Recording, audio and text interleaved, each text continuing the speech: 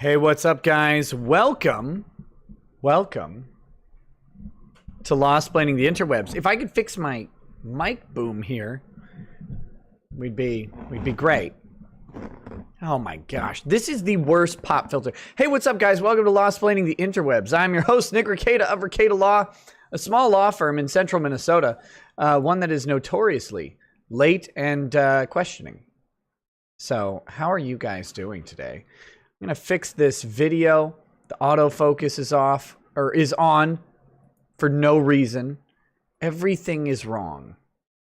Every time I start up Streamlabs OBS, it changes my default camera settings. I hate it. Anyway, so as I get everything situated, how are you guys doing? I apologize for my absence. Yesterday, although I wasn't entirely absent, I was on my other channel, my Rekieta Media channel, which you guys are welcome to check out, by the way, the Rekieta Media channel. If you're ever looking for this live stream on a weekday, and it's not here, it's probably over on the Rekieta Media channel. But I did not have time to put together a, whatchamacallit? Oh, a stream yesterday. And by not have time, let me explain that a little bit, because I had plenty of time. I was just, kind of completely bummed out by having this sunburn, which is getting better today. I'm happy to report. I know all of you care about my various skin issues. And that's all you want to hear about in life. And for that, I'm deeply grateful.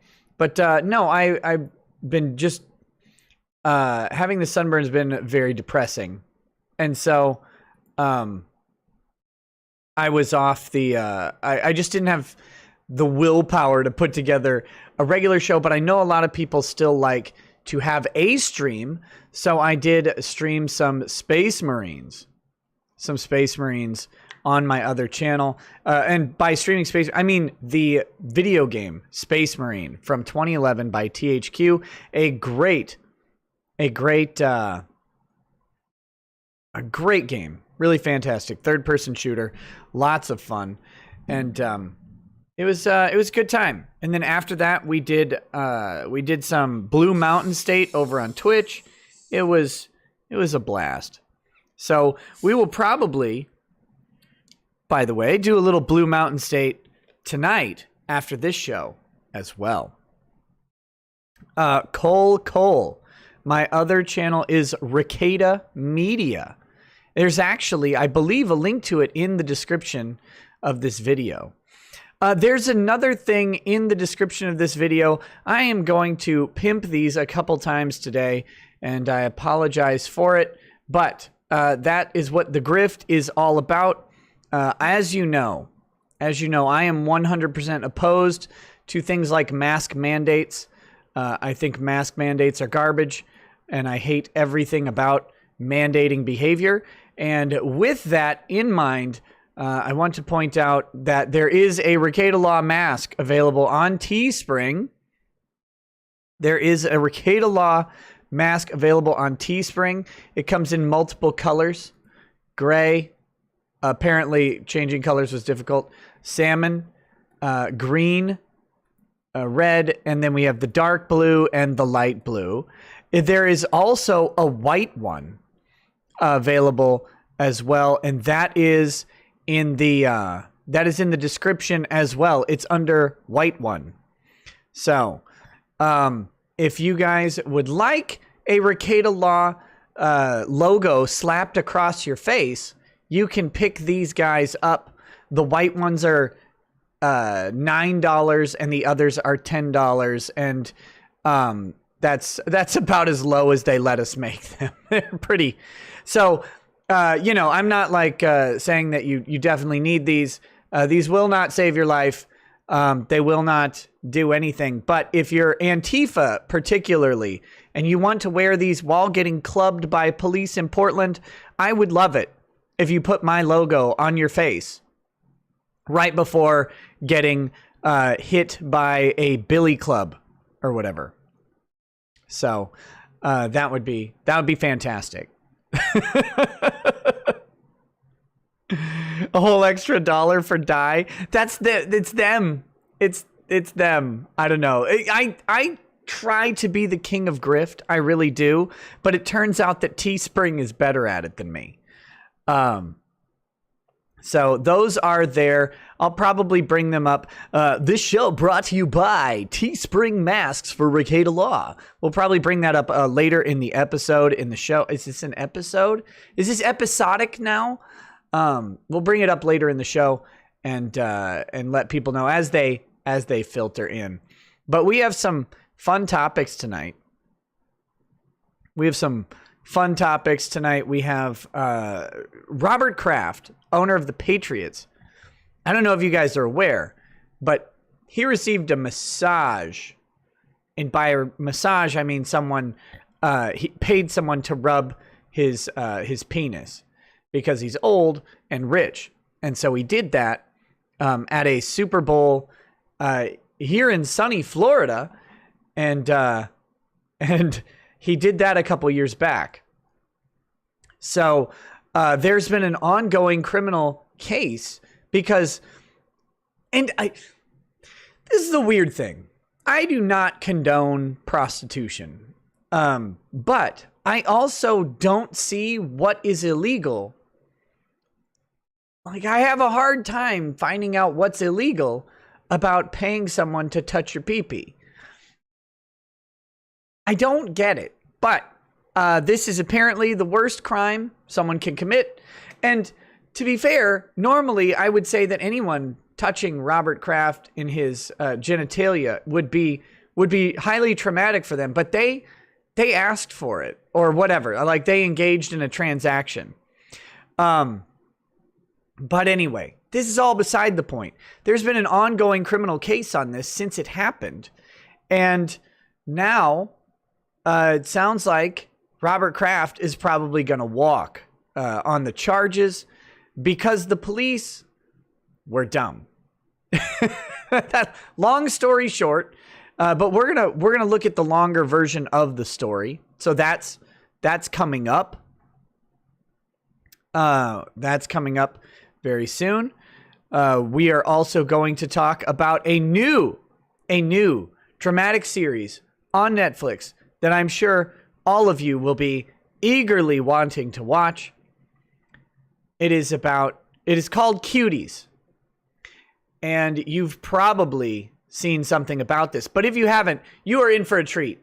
You are in for the Netflix treat that I'm sure all of you are going to watch and love. It'll be great. We're going to watch the trailer for it. And we'll talk about it. We will talk about promoting Cuties.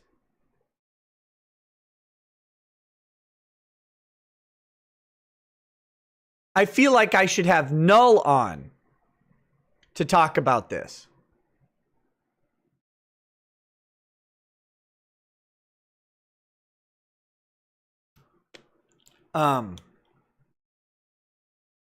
So anyway, we're going to talk about that. And then we've also got Goodyear. We've got Goodyear. I don't know if you guys are aware of Goodyear. They got into a spat with the president, which is not necessarily the best choice. Getting into a spat with the president of the United States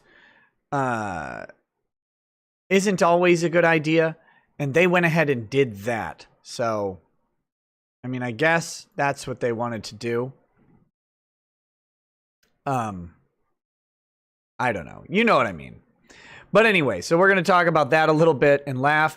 And then I've got some other various things. The state of Massachusetts mandating flu vaccines for all public school kids.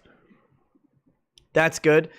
Syracuse University has got new rules that that wrap up bystanders in its anti-free speech stuff. So it's great. We'll Yeah, we've got some stuff. But I have...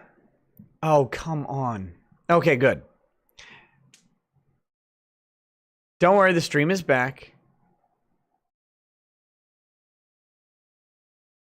Yeah, I would love to have It's a Gundam on the show.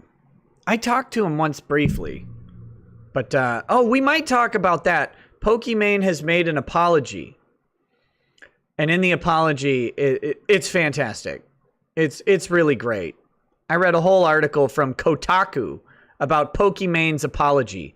Guys, I sat in my parents' living room on a nice chair, relaxed in front of a TV with all the entertainment in the world at my fingertips. And what did I do? What did I spend my time doing? I read an article about Pokimane apologizing for all sorts of stuff. That's what I did. And then I immediately questioned every life decision I've ever made. What is happening? Why am I reading about Pokimane? Why is her name Pokimane? I thought that was just like a joke way to pronounce Pokemon. But, Super Iron Bob, I got you, buddy. Just a second. Just a second. I'm looking for something. Oh, yeah. It was sent to me. It was sent to me. Hold on. I have to go to the cancer that is Facebook. There is a baseball happening I wanted to talk to you guys about. I got to put my headphones on for this. Are you guys baseball fans?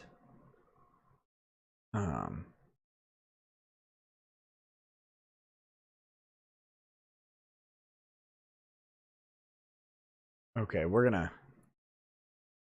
I'm not the biggest baseball fan in the world, but my dad is quite into baseball. He was telling me about a baseball happening that occurred. And so we're going to take a peek at that. Super Iron Bob says, can you screen such a trailer without getting vanned? I don't know. I honestly don't know. I have a feeling like if I did a video about Cuties, like just a short video about Cuties on YouTube, that my video would be demonetized. Like, I genuinely believe that. I don't know. Maybe it won't be. Maybe it won't be. But it's, oh, look at that. These headphones were not going to work at all. Just a second.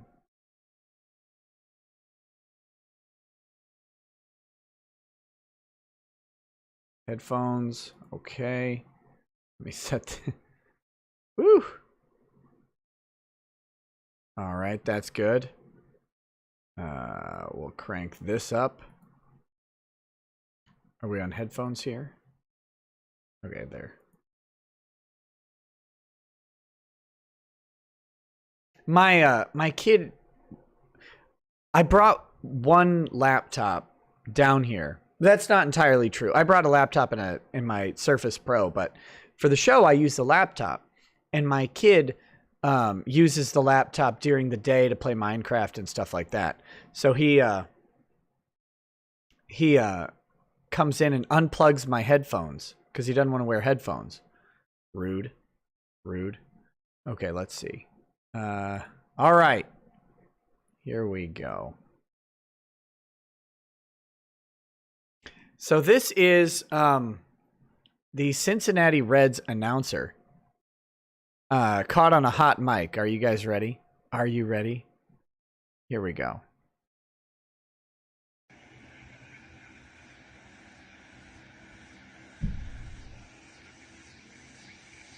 The fag capitals of the world. Reds Live, the pregame show presented by Ray St. Clair Roofing. And we come your way prior to every single Reds game. We're gonna play that again. Here we go. Just in case you missed it. The fag capitals of the world. Reds Live. Reds Live. By Ray St. Clair Roofing. And Reds Live pre-show presented by Ray St. Clair Ruthie.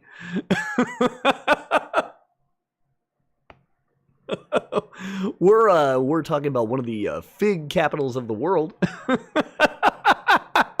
Come on.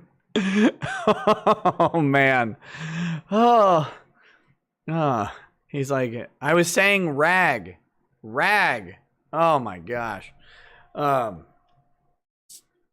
Good Lord. So anyway, this is just fun. This guy, of course, getting what? Maybe he's talking about cigarettes. Maybe he's talking about cigarettes. Maybe he's talking about, you know, small pieces of tinder in England. Maybe it's London. London has lots of small pieces of tinder as well as cigarette usage.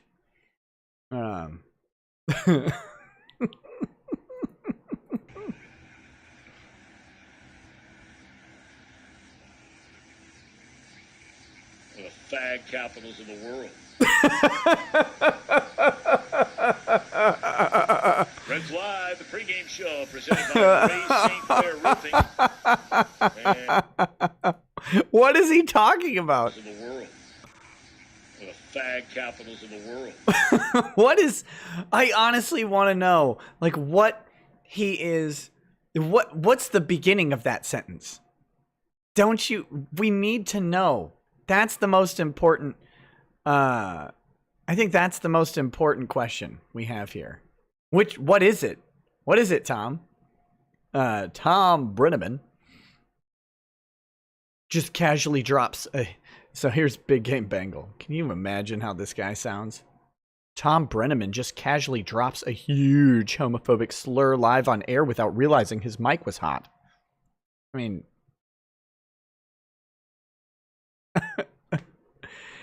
oh boy. Everything is phobic. Everything's phobic. I'm phobic. I'm phobia phobic. I am.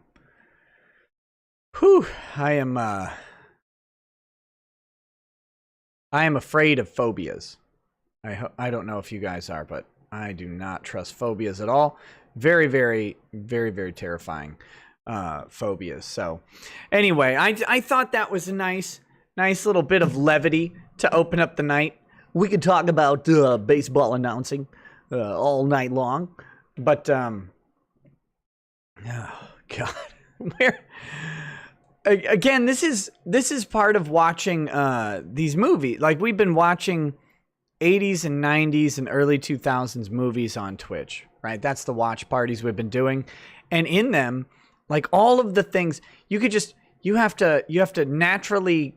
Or I shouldn't say naturally, you have to superficially cringe all the time just to make sure, in case there's a camera on you while you're watching someone say the wrong thing, right? You watch someone drop a fig slur or whatever, and you're like, ooh, gotta cringe before I laugh, just in case there's a camera on anywhere. And it's wild. It's like, okay, so he said a bad thing. So what? Like, he said a bad thing. So what? Phobophobia? I don't know. I'm afraid of that word tremendously.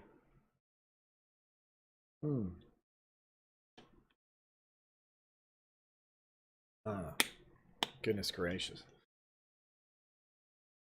Then cancel me. I have no friends and can't work anyway. That's the spirit. That's the spirit. You get them. Let me find this Robert Kraft document, and we're going to take a look at this, because this is...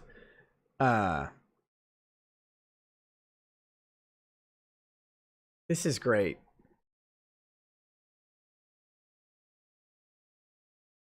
Patriots owner Robert Kraft scores win in court. Let's see if we've got the...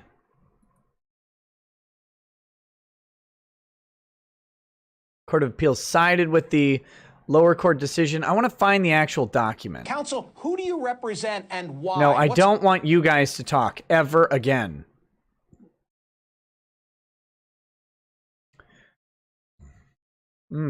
Goodness.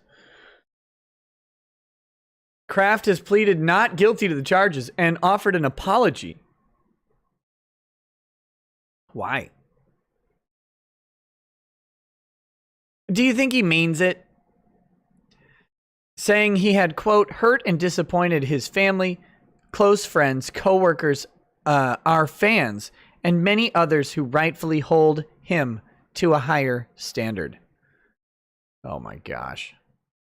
Did you see the Trump ad? Which Trump ad? Which one? No, go away. I don't want the news summarized each morning. I just want the appeals court decision. Oh, here it is.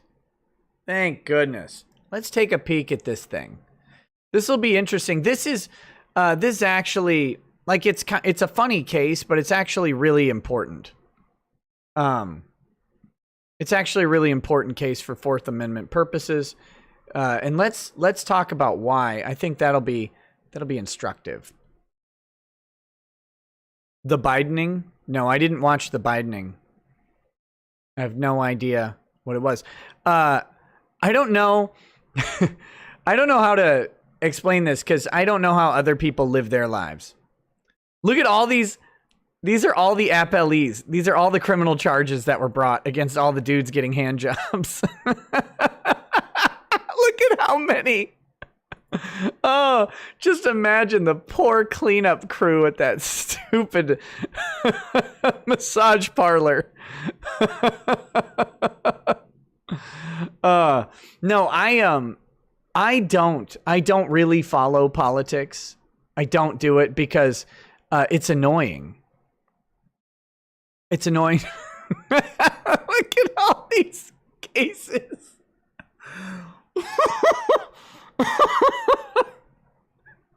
Hold on. Oh man. Look at what's a page and a half of cases. Look at all these names. Oh my. Whew. They got a lot of amicus curiae briefs. This is a big case. This is a big case. So we've got amicus briefs coming in from people, amicus from the National Association of Criminal Defense Lawyers. This had severe, at least, I mean, not just in Florida, but implications elsewhere, but mainly in Florida, because this all happened in Florida courts. Severe Fourth Amendment implications in Florida, right? Your Fourth Amendment is your freedom from unreasonable searches and seizures. Your right to not be bothered by your government. Is the thing here. So lots of people are throwing in their Leonard Fuhrer of Leonard Fuhrer, PA, threw in an amicus. Anyway, lots of people wanted to make sure and get their opinions known on this because it's a huge subject. The government, as we're going to look at what happened and how this came about, you'll see what was egregious about it. And that's the key. That's the key. What about this was so egregious? Because if it was just, cops busting down doors, breaking up hand jobs or whatever, that would be one thing. But this is a little bit different than that.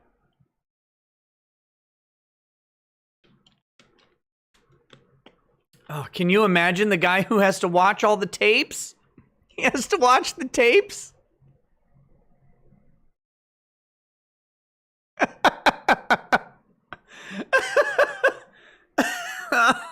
Oh, they said it to the rookie cop. That's the hazing that they do in the police office, I'm pretty sure. Here, you have to watch a bunch of old guys.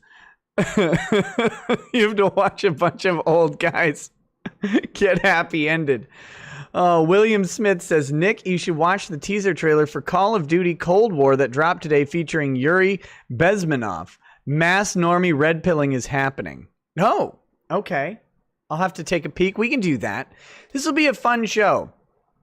We're going to just go with the flow. We're going to go with the flow and enjoy the time. Enjoy our time together. So, all right. So in these 3 consolidated cases, the state of Florida appeals trial court orders granting motions to suppress non-audio video surveillance. So not non-audio video, non-audio video surveillance. They didn't record the audio at all.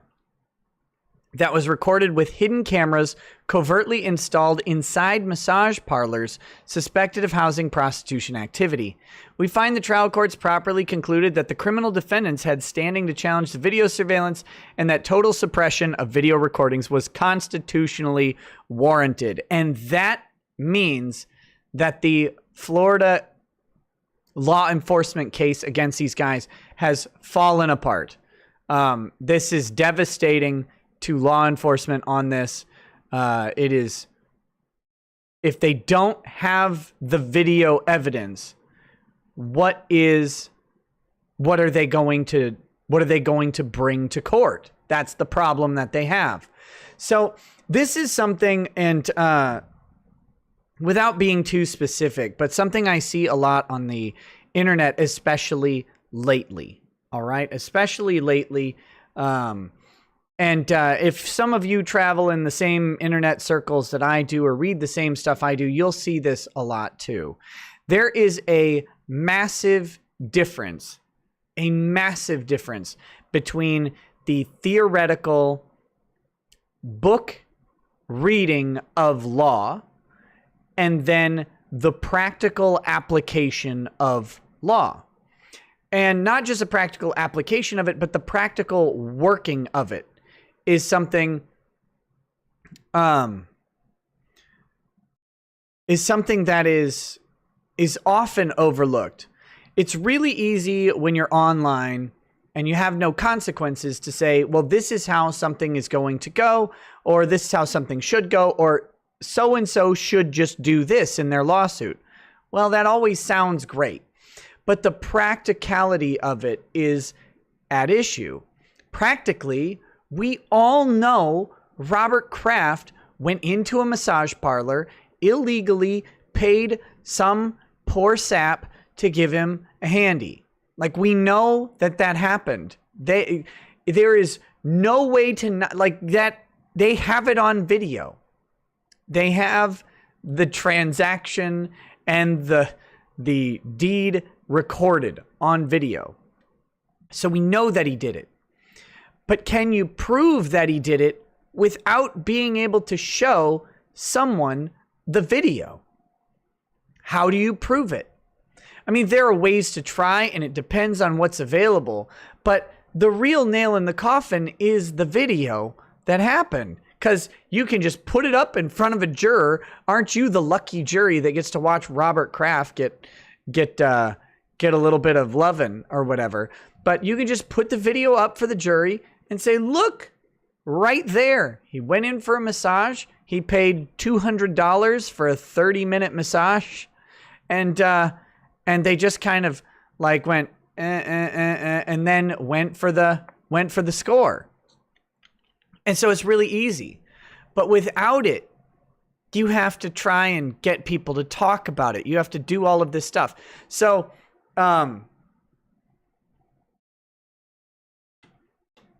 so this is a problem. And you see this elsewhere. You can go online. You can do all sorts of research. You can compile something. You can say that you have sufficient evidence to make judgments about people and about things that they do. Like, you can judge Robert Kraft however you want to judge him. You can judge him all day, and you can confidently judge him based on the information that is available out there. What you can't do is say Robert Kraft right now is likely to go to, to get any sort of fine or punishment for it, because right now they don't have any evidence that this happened that they can actually introduce to a jury, which means they're probably going to end up dropping the case. And that's a whole different factor about the admissibility of evidence and the practical application of this, especially in criminal court, because criminal court, there's so many protections for the defendant.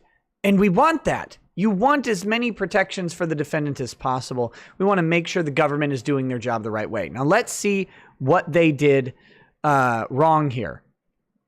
These cases arise from investigations conducted by 3 law enforcement agencies on 2 massage parlors. We summarize the relevant facts of each investigation and the procedural posture leading to these appeals. So Jupiter Police Department's investigation of the Orchids of Asia Day Spa in Jupiter, Florida. Not helping the stereotype there, Orchids of Asia.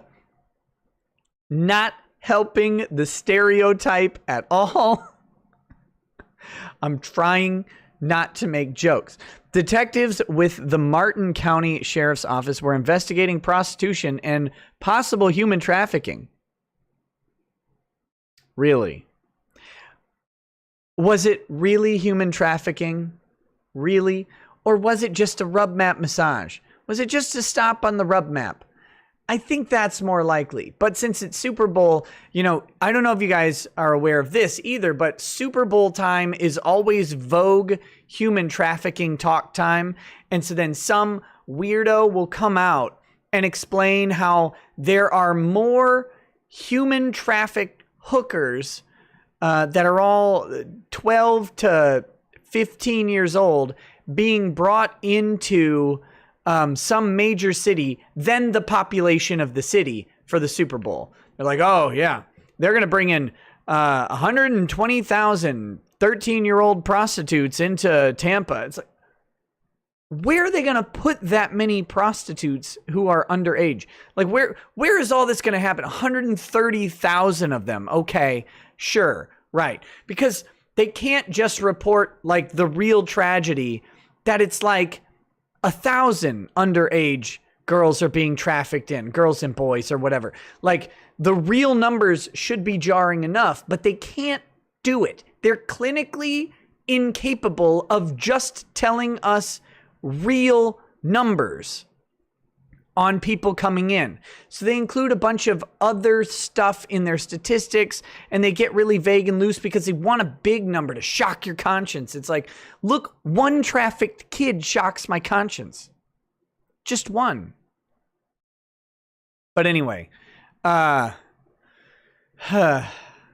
my side rant on it. But so this is done under the auspices of investigating human trafficking. I'm sorry, I have a hard time believing that the Orchids of Asia Day Spa is doing a bunch of trafficking, and a much easier time believing that if you know the right word at the Orchids of Asia Day Spa, you could probably just go in there and get a handy from a middle-aged Asian woman. That's just my thought.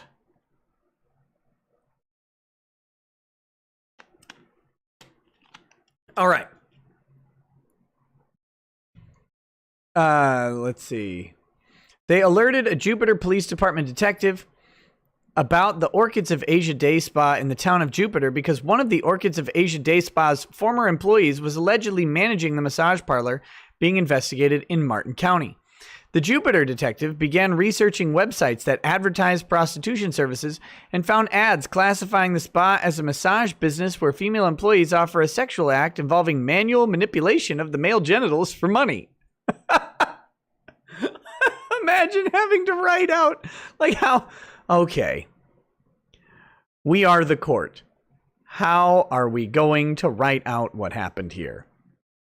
Manual manipulation of the male genitals for money.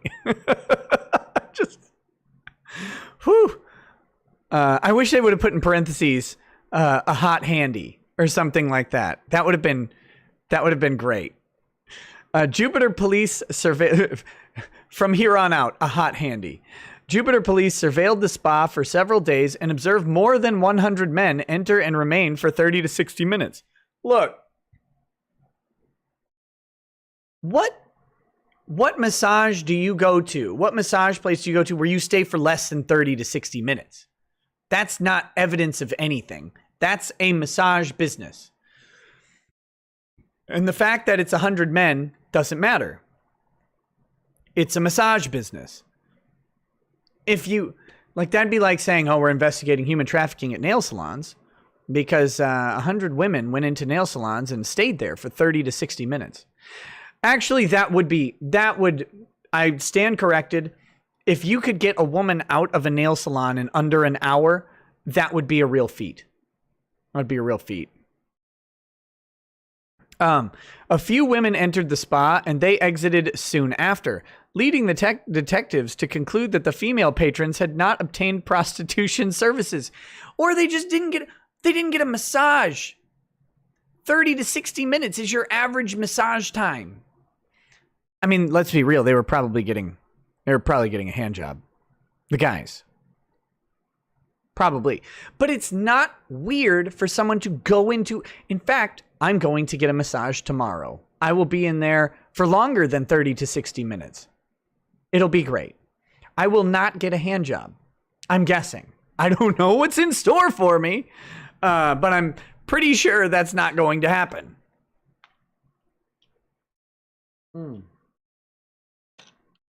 No, Squisher, it's not digital manipulation. Digital manipulation would be fingers only. I seem to know a lot about this. I get massages all over the place. If you guys don't get massages while you travel, I don't know. But I certainly don't get I don't think I would ever even get a 30-minute massage. It just seems like a waste of time to lay down on a massage table for 30 minutes. That's to me. The average cost for a massage is $100 to $130 an hour. Well, there you go. Okay, anyway. The spa kept odd hours, sometimes staying open until midnight. Where? Oh my God, where can you get a massage until midnight? That is weird. That is weird. I want a midnight massage. That'd be fantastic. My wife is coming with me to the massage. Ron John Hat Jeremy. She's coming with me. We're getting a couples massage. You should try it. They're great. The detective contacted and shared his concerns with an investigator with the Florida Department of Health, who conducted an annual inspection. The Dragon's Treasure says, I'm on my way. Oh. Stay where you are, massage time.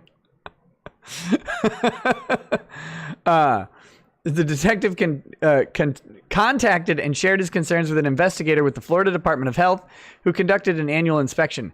During the health inspection, the spa's manager appeared nervous. Yeah. Anyone getting inspected should appear nervous. Like when the government comes in and says, we're just going to do an inspection.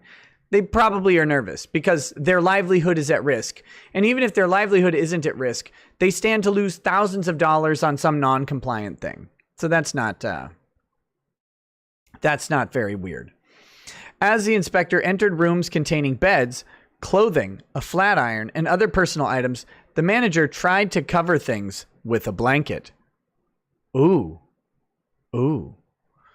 During the health inspection, Jupiter police saw a woman discard something in the dumpster outside the spa.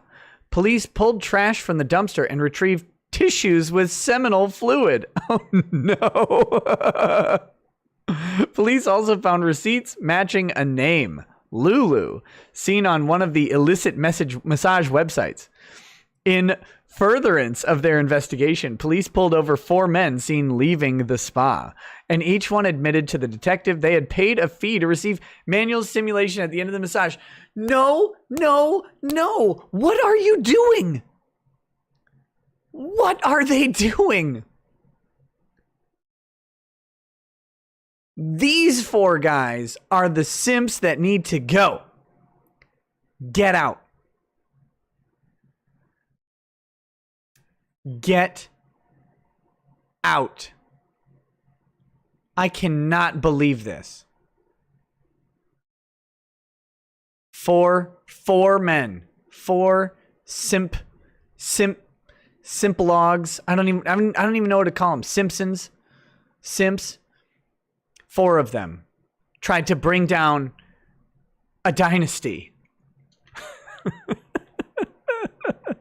3 of the men identified the spa employees that provided the services. Uh-oh. The Jupiter detective then applied for a warrant to install secret, non-audio video cameras in the spa and to monitor and record the video. The magistrate issued a warrant allowing police to install hidden cameras at the spa in places where prostitution was believed to be occurring and in the lobby. The warrant prohibited cameras in areas where prostitution was not suspected, such as the kitchen, bathroom, and personal bedrooms. Wait. Personal bedrooms? Do people live at the massage parlor?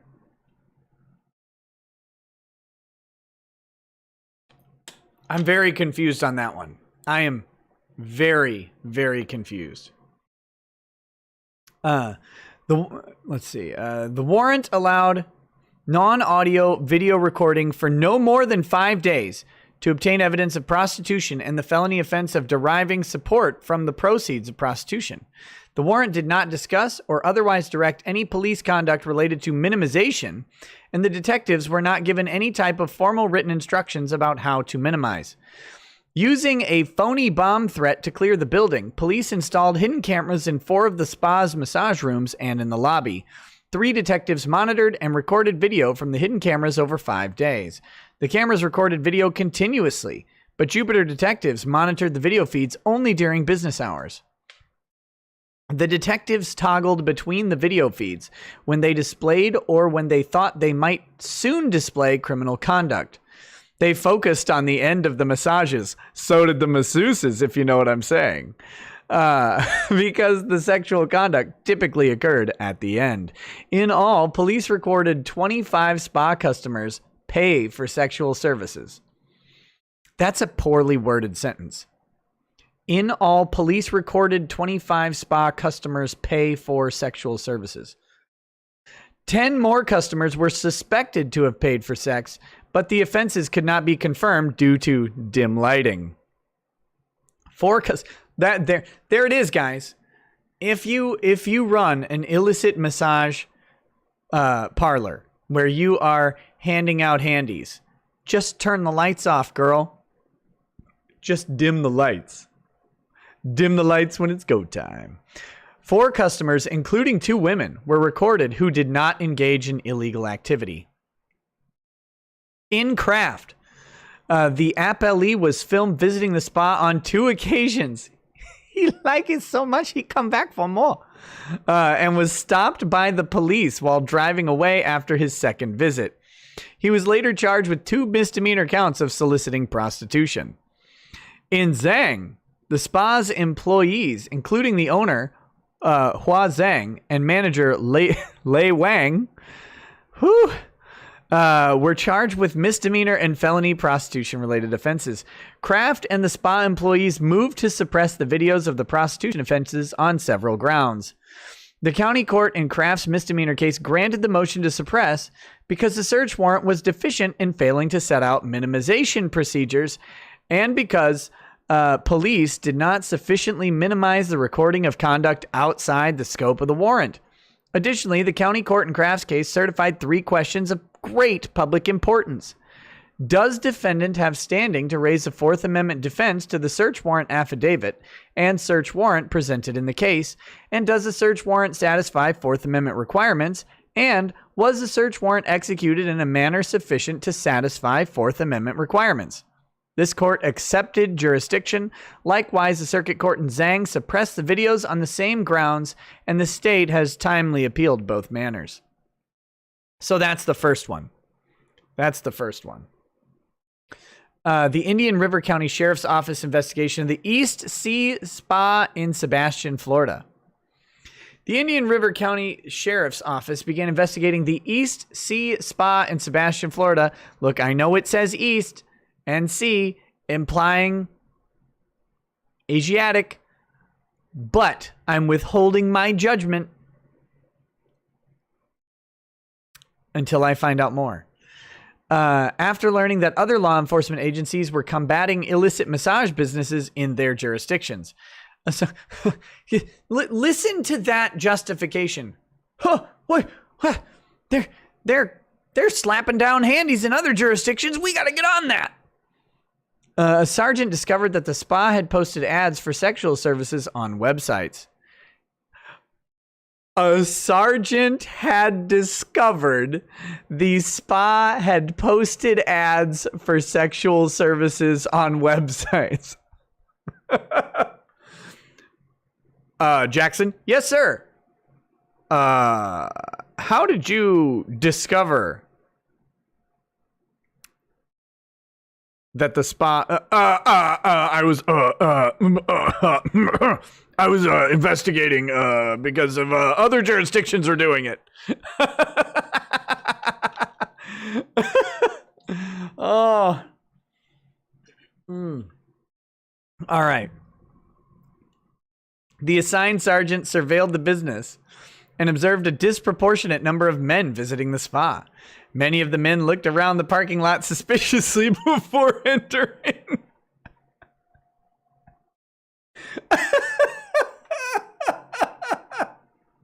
Can you imagine? Like, dudes walking around like Bigfoot, like...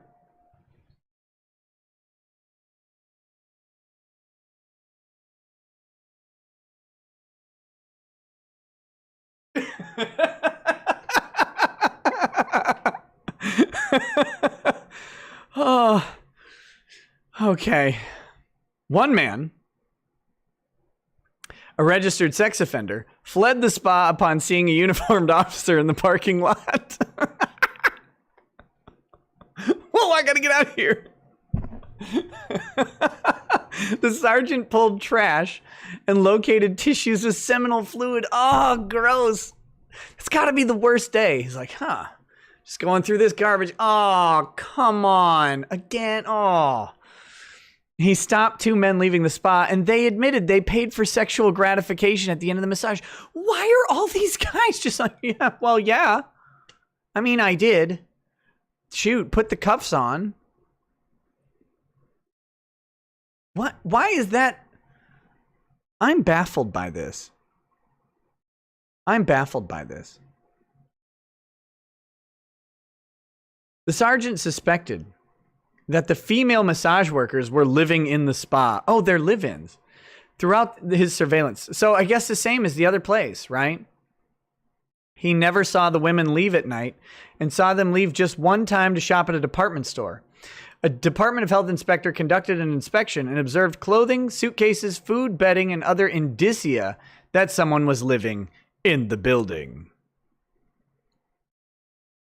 The sergeant applied for a warrant to install hidden, non-audio video cameras in areas where prostitution was believed to be occurring. A magistrate issued the warrant and authorized monitoring for 30 days. The other one, they only got 5. The warrant instructed the detectives monitoring the video feeds to take steps to minimize the invasion of privacy to customers not engaged in illegal activity. Oh, so this warrant was more narrowly tailored. More narrowly tailored. Law enforcement officials installed hidden cameras in the massage rooms and lobby. 2 detectives monitored the video feeds for 9 days over the ensuing 30-day period and recorded 43 acts of prostitution. Some of the sex acts occurred at the beginning or middle of the massages, but most occurred at the end. Now, okay, we got to poll the chat here. We got to have a... Can I do a live poll? Is that a possibility here? There's a way to do a poll.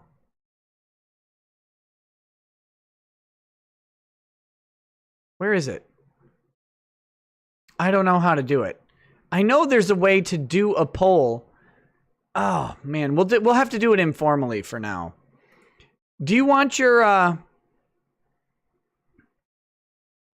hand job at the beginning, middle, or end? I guess that's a 1, 2, or 3. A 1, 2, or 3. And can you get 2? Can you get a beginning like a warm up and an ending? Right? Like that's the question.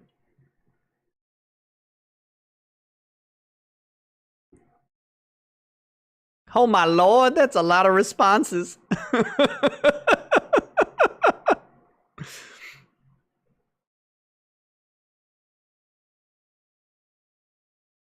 What would the other names be? So you have a happy ending, right? Like, you wouldn't want a kickoff. A kickoff would be terrible. That would be the wrong kind of massage, I think. Right? Like, I've seen people that are into that, and that's baffling to me. So I wouldn't want a kickoff. What would be the name of your opening rub? God, it's I mean the warm up is good. Oh, what's up? What's up is a good one. Sad start, mediocre middle, and a happy ending. I actually was thinking a mediocre middle. I'm glad you got a sad start. A sunrise. A good morning. Maybe it's a good morning. First contact. Come on. The opening salvo. Oh, God. Maybe it's a brisk beat. Maybe it's a brisk beat at the beginning. Oh, man. Yeah, like, shouldn't it be... If you're going to be in there for, like, an hour-long massage, like, that's plenty for a start and a finish. Give me 1 second, guys. I broke my hip. I'm old. I'm going to go get my bourbon. I'll be right back.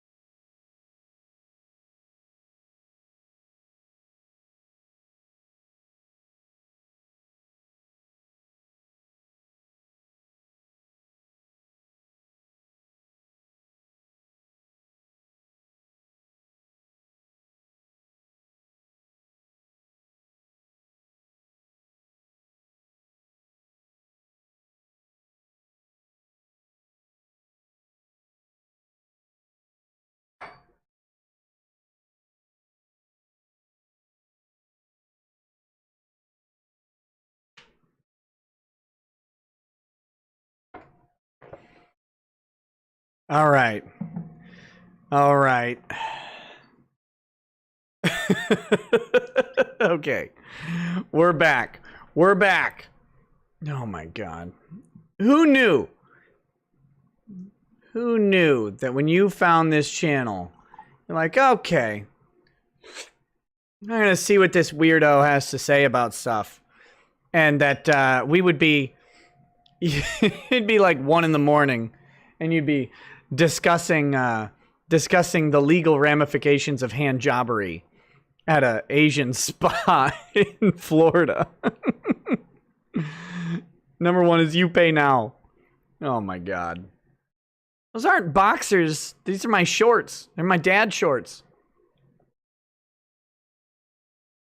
And they do not match my shirt. That's because I was wearing a different shirt that matched them earlier.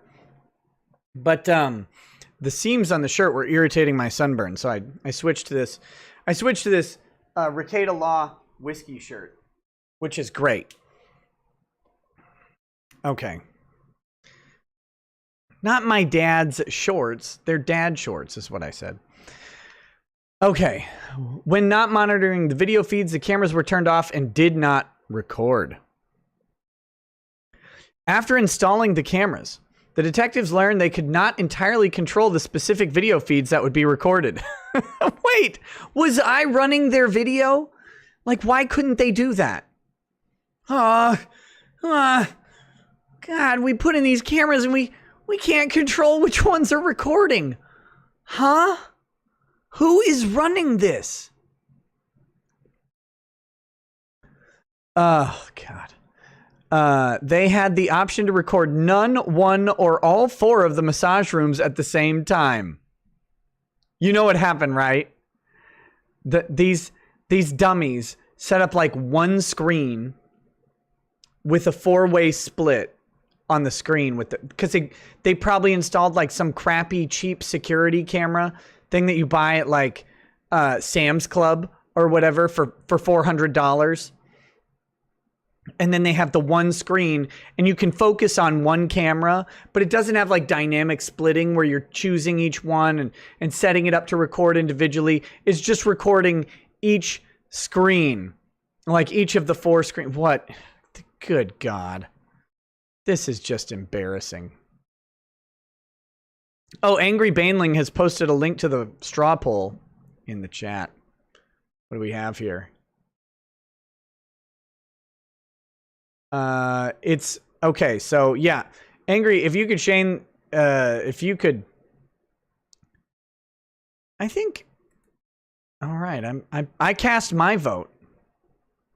I cast my vote. We only have 6 votes, so make sure you guys check out the straw poll created by Angry Baneling, and you can participate in that straw poll as well. Angry, if you could throw it out a couple more times, that would be wonderful. Bad Vibe says, tonight's Super Chat is brought to you by Don't Talk to the Cops and other considerations provided by Get a Lawyer. Seriously, these people, like, well, yeah, I mean, I know it was wrong, officer, but I paid the 30 extra dollars. Dang it, I knew I shouldn't have done it. Please don't tell my wife. Get to my church. What are these guys doing? Sir, I observed you going into a massage parlor. That's weird, perv. Simple. I waited for you to leave, sir, and you were in there for about 60 minutes. Yep, got a massage. Perv. Sir, did you pay for sexual services at the end of your massage? You're perverted. That's that. That's the answer. Like, just leave. Sir, I suspect that you, leave. Go away. I'm a busy person, and I'm really relaxed right now, and you're killing my vibe. Oh my God.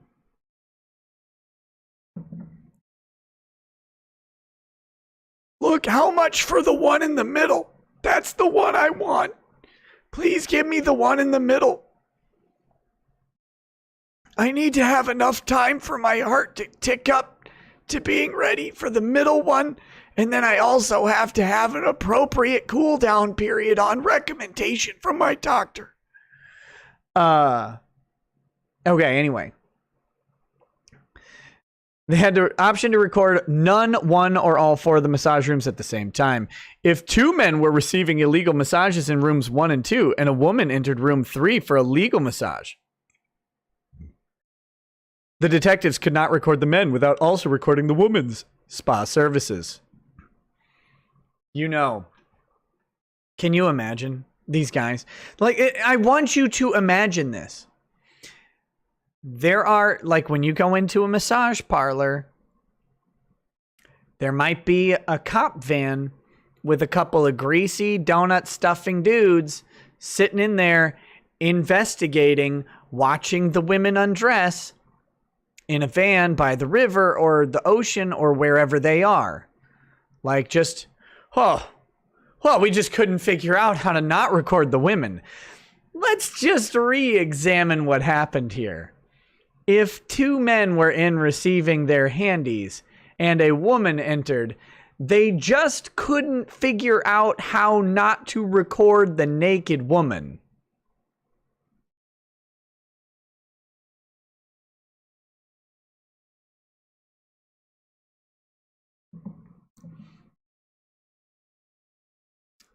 Police opted to continue recording under these circumstances. Big shock. Big shock. And as a result, 4 women were recorded receiving lawful massages. Were they lawful good or lawful evil? The detectives would toggle to the video of the suspect massages and take the woman's massages off screen. The women's massages were recorded but not viewed. Right. Yeah. Sure, pal. We believe you. When only 1 man was receiving an illegal massage, the detectives turned off the recording of the woman's massage. How? They couldn't do it. Or wait, no, they could pick just one. If only a woman was in the spa, they would stop the recording altogether. But they would have to know when she left, right? After the 30-day period expired, the detectives obtained a second warrant for another 30 days. Look, they enjoyed it so much, they just went back for more and monitored the video feeds for 4 more days. During the 13 days the cameras were monitored, police recorded a total of 67 massages, and 63 of them involved prostitution. Every man that entered the spa paid for sexual services. There is a market. Open the market. Dudes out here be paying for services.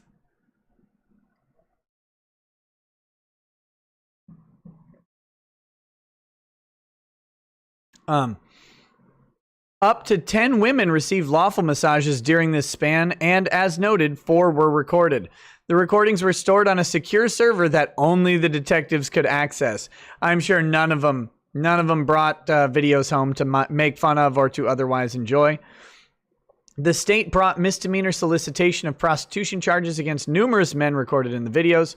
The owner of the EC Spa is being prosecuted on felony charges in Zhang. The defendants moved to suppress the videos on several grounds. The county court judge suppressed the videos because law enforcement failed to minimize the intrusion on the privacy rights of law-abiding spa-goers, and the warrant provided no written criteria for minimization. The judge noted the disturbing fact that innocent women were recorded in various stages of undress while receiving lawful massages. You've got to have women on your side. You've got to have it these days. Because if you don't, like, think about it, if they hadn't recorded women, would the courts have looked at it the same way? They should, but would they? The county court certified 4 questions of great public importance. Same ones.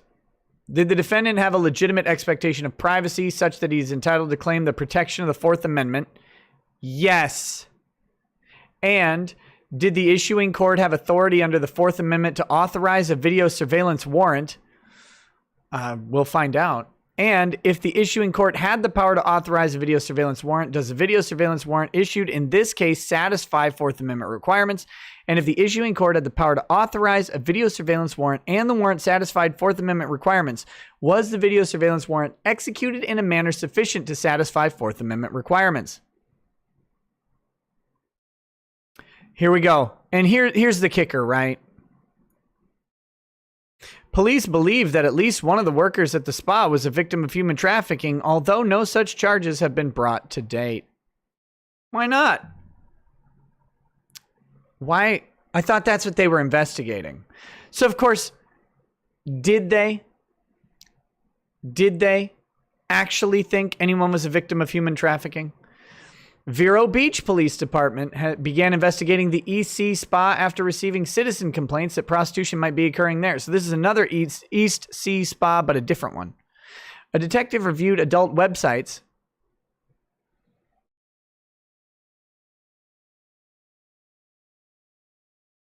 Did he now? With ads showing the spa offered prostitution services. The detective discovered that the spa's manager, Lan Yun Ma, who is also the wife of the spa's owner, had been arrested for prostitution and human trafficking offenses in New York and Massachusetts.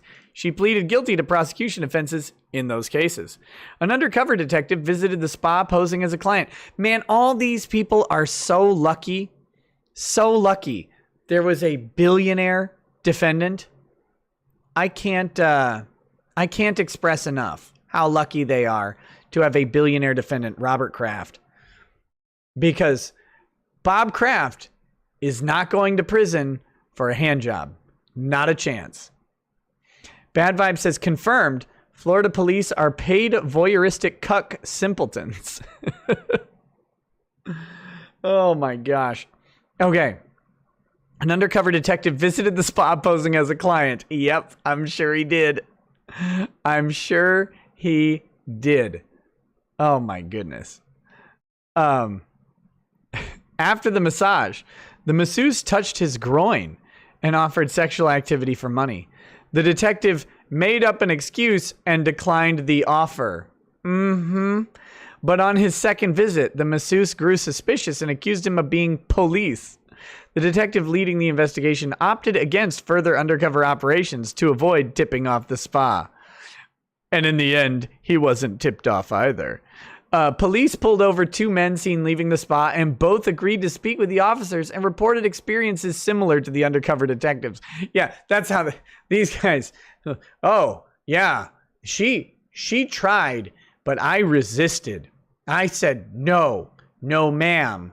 I am here for you to rub my back.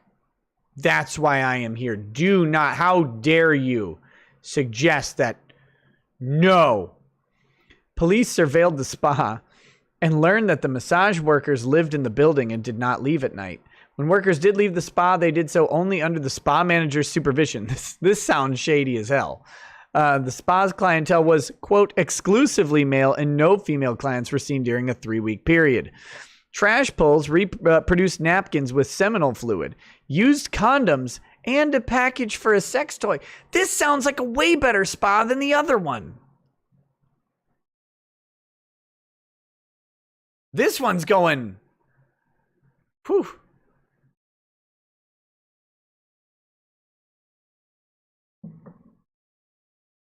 A magistrate issued a warrant for non-audio video surveillance inside the spa for no longer than 30 days. The warrant instructed detective monitors to take steps to minimize the invasion of privacy to any parties not engaged in the unlawful acts set forth in the affidavit. Law enforcement officials installed hidden cameras and used them to monitor and record spa customers as they undressed and received massages in private massage rooms. For the first 20 days, 2 detectives monitored the video feeds from 8 a.m. to 11 p.m. The cameras, however, recorded for the full 30 days. Police observed nearly 100 sex acts during this period. That's 3 1/3 a day.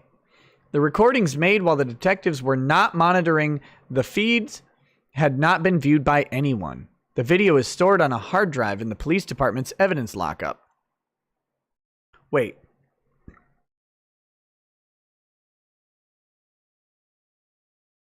Okay, so police observed 100 sex acts, but there was more monitoring that took place. The lead detective applied for an extension of the 30-day surveillance period, noting that police had witnessed the counting of large sums of money and women being transported to and from the spa. The spa's manager and a man named Kenneth Zollo had brought new massage workers to the spa. The women would stay at the spa for several days or weeks before being moved to a different location. Every woman transported to the spa engaged in prostitution there. Again, this sounds like a terrible operation. A judge approved an extension of the warrant and again instructed police to minimize the intrusion on lawful activity. So far, I'm not sure that there is any in this one. This spa sounds... Whew. Detectives monitored the video feeds for 10 additional days. In total, police monitored the video feeds for 30 out of the 60 possible days. On the 145 monitored massages, 142 involved an act of prostitution. 2 of the men who appeared to have received non-criminal massages had received prostitution services on other visits to the spa. Wait. Like, so... was it like, well, the sex was okay, but really the massage was terrific. Only 1 man monitored and recorded by police was not seen receiving sexual services. Like, so he went back. They went back. Like, actually, no hand job this time. I'll just have the normal massage. Were they short on money that day or something? I mean, I guess I don't know the psychology of this.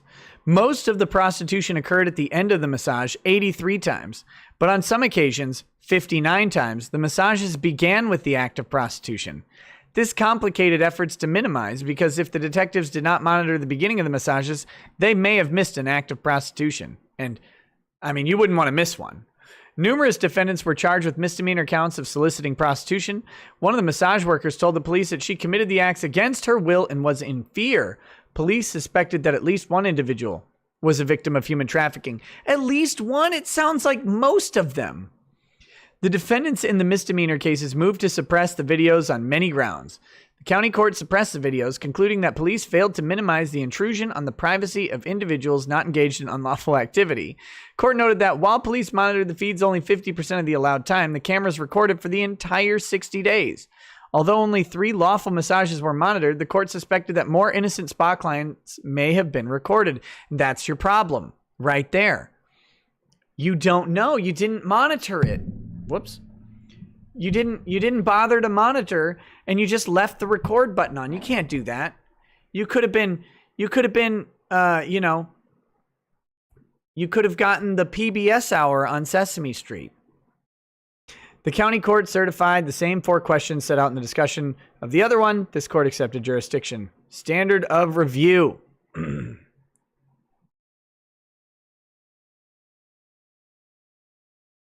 Thomas Fitzpatrick says, I'm starting to think you won't find a massage parlor in Florida that doesn't offer happy endings.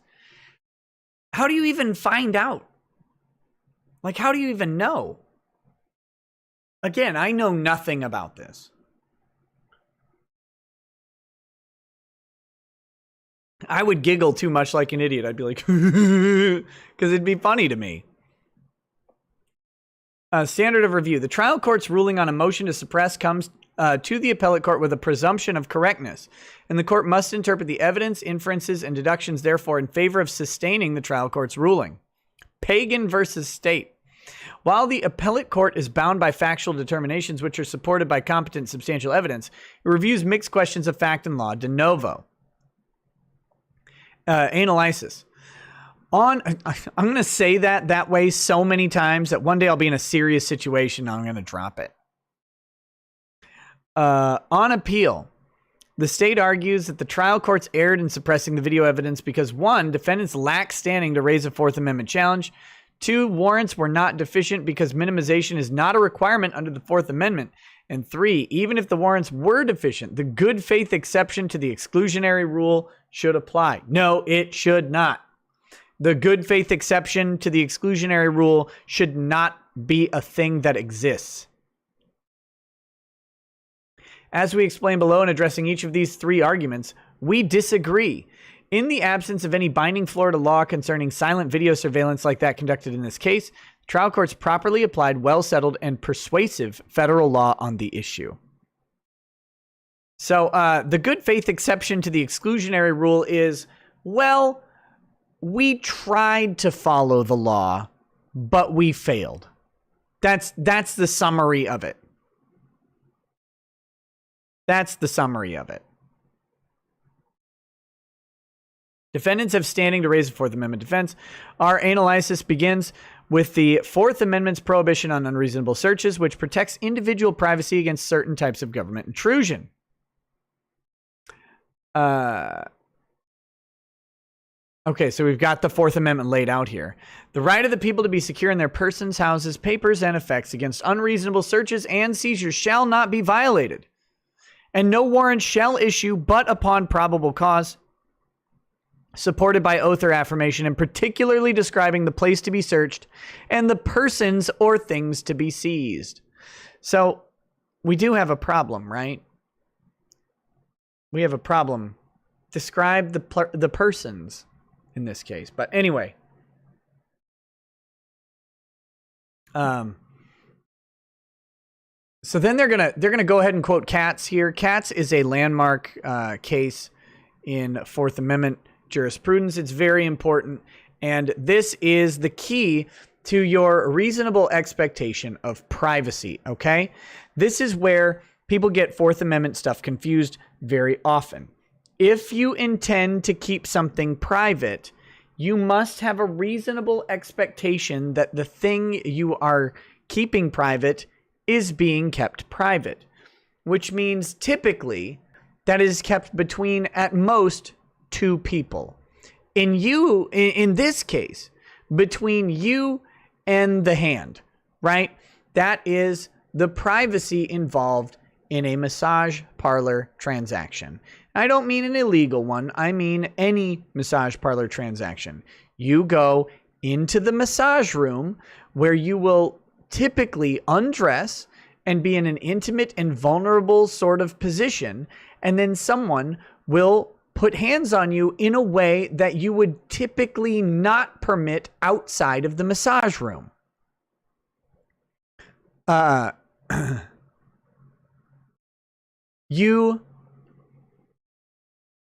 If you were on the bus and someone started rubbing your shoulders and back, like, you'd probably turn around and punch them in the face, especially if they started dumping oil all over you. It'd be a weird thing. This is in a massage parlor or in a massage room or whatever. You are, for lack of many better words, exposed and vulnerable because you're putting a level of trust into the other person in the room. Now, not everybody gets completely naked for massages. Some people do, some people don't. And typically you're covered up either way, whether you're naked or not, there's a covering over you. So that's pretty common. But in any case, you're not dressed for the street while receiving a massage most of the time. Although, the way some of these hoes dress, for the streets. No, I'm just kidding. That's just a joke. Okay, so, but here's the controlling language in cats that's really important. What a person knowingly exposes to the public, even in his own home or office, is not subject of Fourth Amendment protection. But what he or she seeks to preserve as private, even in an area accessible to the public, may be constitutionally protected. Cats versus United States, if I remember right, was about the government putting wiretaps on phone booths, public payphone booths. They were wiretapping the phone booth. But the argument in Cats was that while he's in the phone booth and closes the door, he has an expectation that what he is saying over the phone is being said by him and only received by the person on the other end of the line. He's not yelling it across the public square. He's not broadcasting his phone call via television. He is communicating with one other person. That it happens to be a publicly accessible payphone doesn't mean that he doesn't have a reasonable expectation of privacy in a closed phone booth. So this is the question that was answered in Cats, and it's a very, very good ruling, and it's a very important one. One day I'll probably go through it. Bro Tato says, I've been to Sacramento, California for a field trip to Capitol Hill. Took a pamphlet on tourism for the area. The entire backside are advertisements for massages, showcasing their young Vietnamese ladies. My California tax dollars at work. Look, Vietnamese ladies need ads too. Do they make donuts? Because that's all I care about. Thus, to establish standing to raise a Fourth Amendment violation, a defendant must demonstrate a legitimate expectation of privacy in the area searched or the item seized. The inquiry involves two distinct questions. One, whether the individual has, quote, exhibited an actual subjective expectation of privacy, i.e. whether the individual has shown that he or she seeks to preserve something as private. So you can have privacy in a phone call, but if the individual is live streaming the phone call, you don't have privacy, right? If you're in a mall and you're yelling into your cell phone, you probably don't have an expectation of privacy about what you're saying.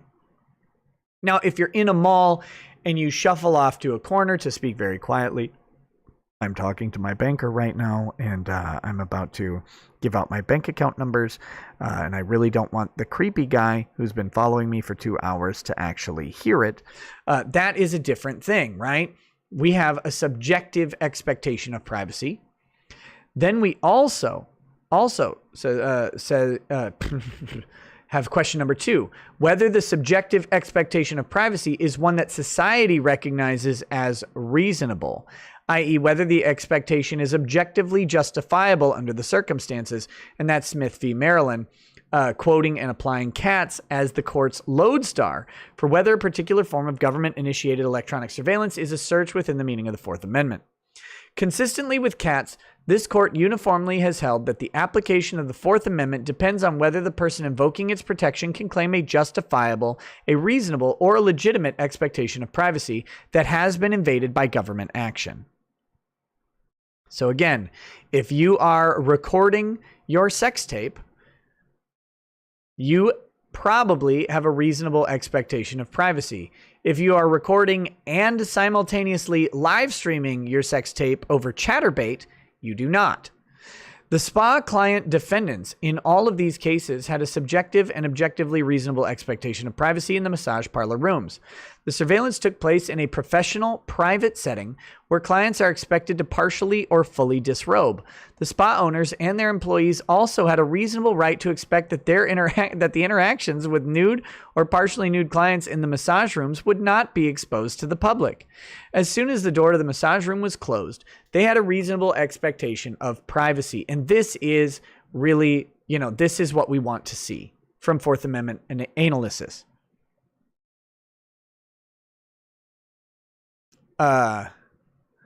Let's see. What he or she seeks to preserve as private, even in an area accessible to the public, may be constitutionally protected. And then quoting Ramirez versus State, as soon as Ramirez entered the closed toilet stall, he had a legitimate expectation of privacy.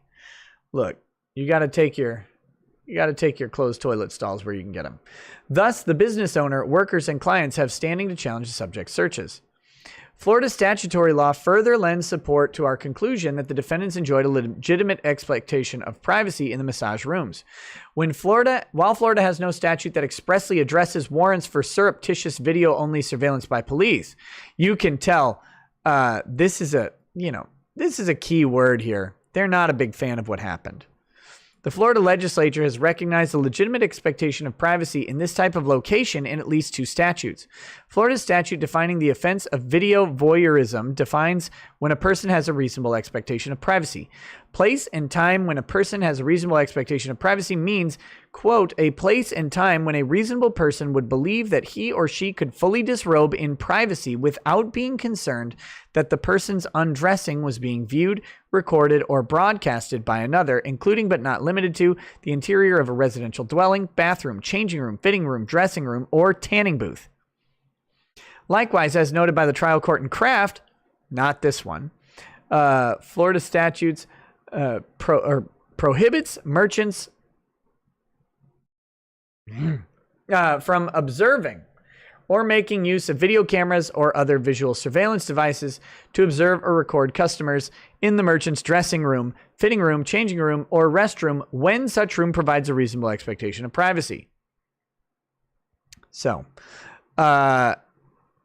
these laws clearly undermine the state's argument that the defendants lack standing because they had at most a diminished expectation of privacy in a business open to the public. That's a terrible argument, and the prosecutor who wrote it should be flogged in the streets. A prosecutor wrote that you, in a massage parlor room, have a diminished expectation of privacy because the business is open to the public. So think about that. That's what a prosecutor who passed the bar wrote down in a serious argument, knowing that if their argument was correct, that would become law.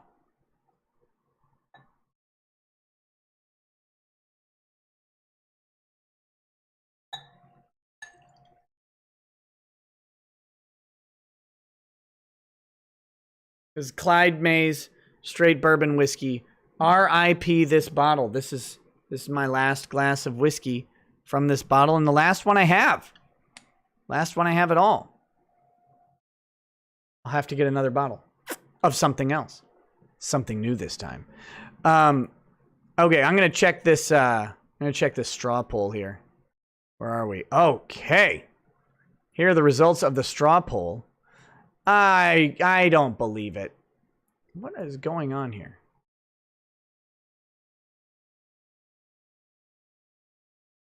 Here are the results for the, whoops. When would you like a handy during your massage? We've got a happy ending with 174 votes dominating the pie chart here. We've got in the middle, why though? Slightly edging out at the beginning, 35 votes to 30. I thought there'd be... Are you guys just not ready for one when you lay down? I want to know what's going on, man.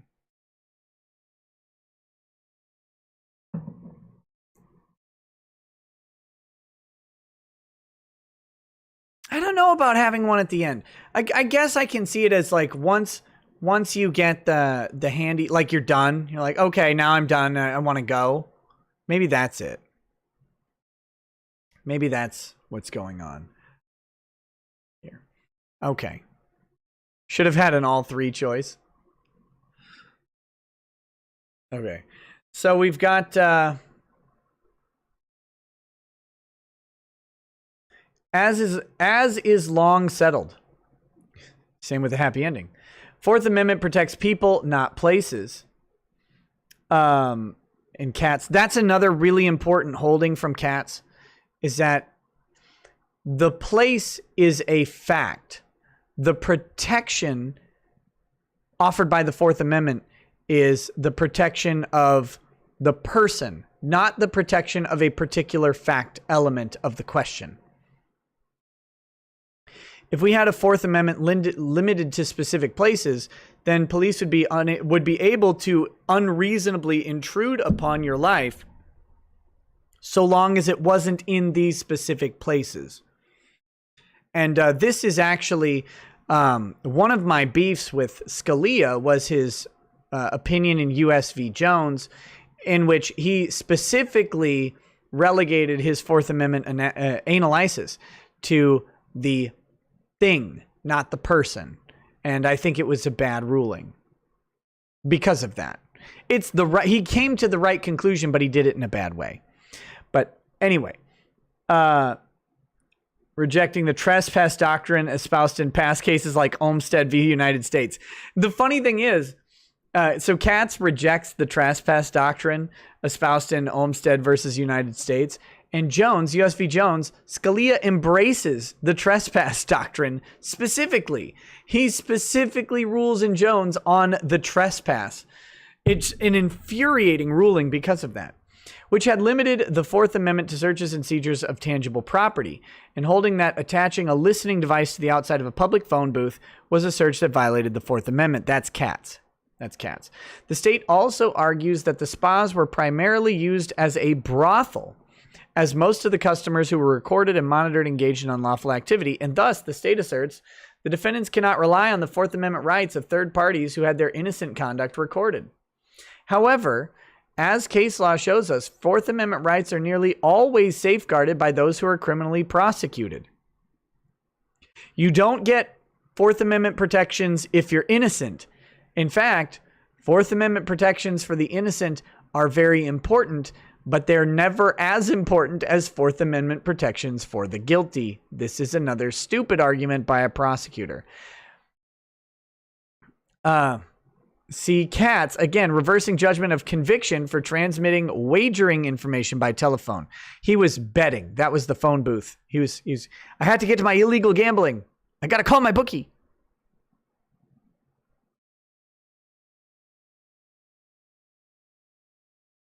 Consequently, the state's circular argument that the defendants lacked a privacy interest because they were engaging in criminal behavior is uncompelling. Trial courts properly concluded that the defendants had standing to challenge the search.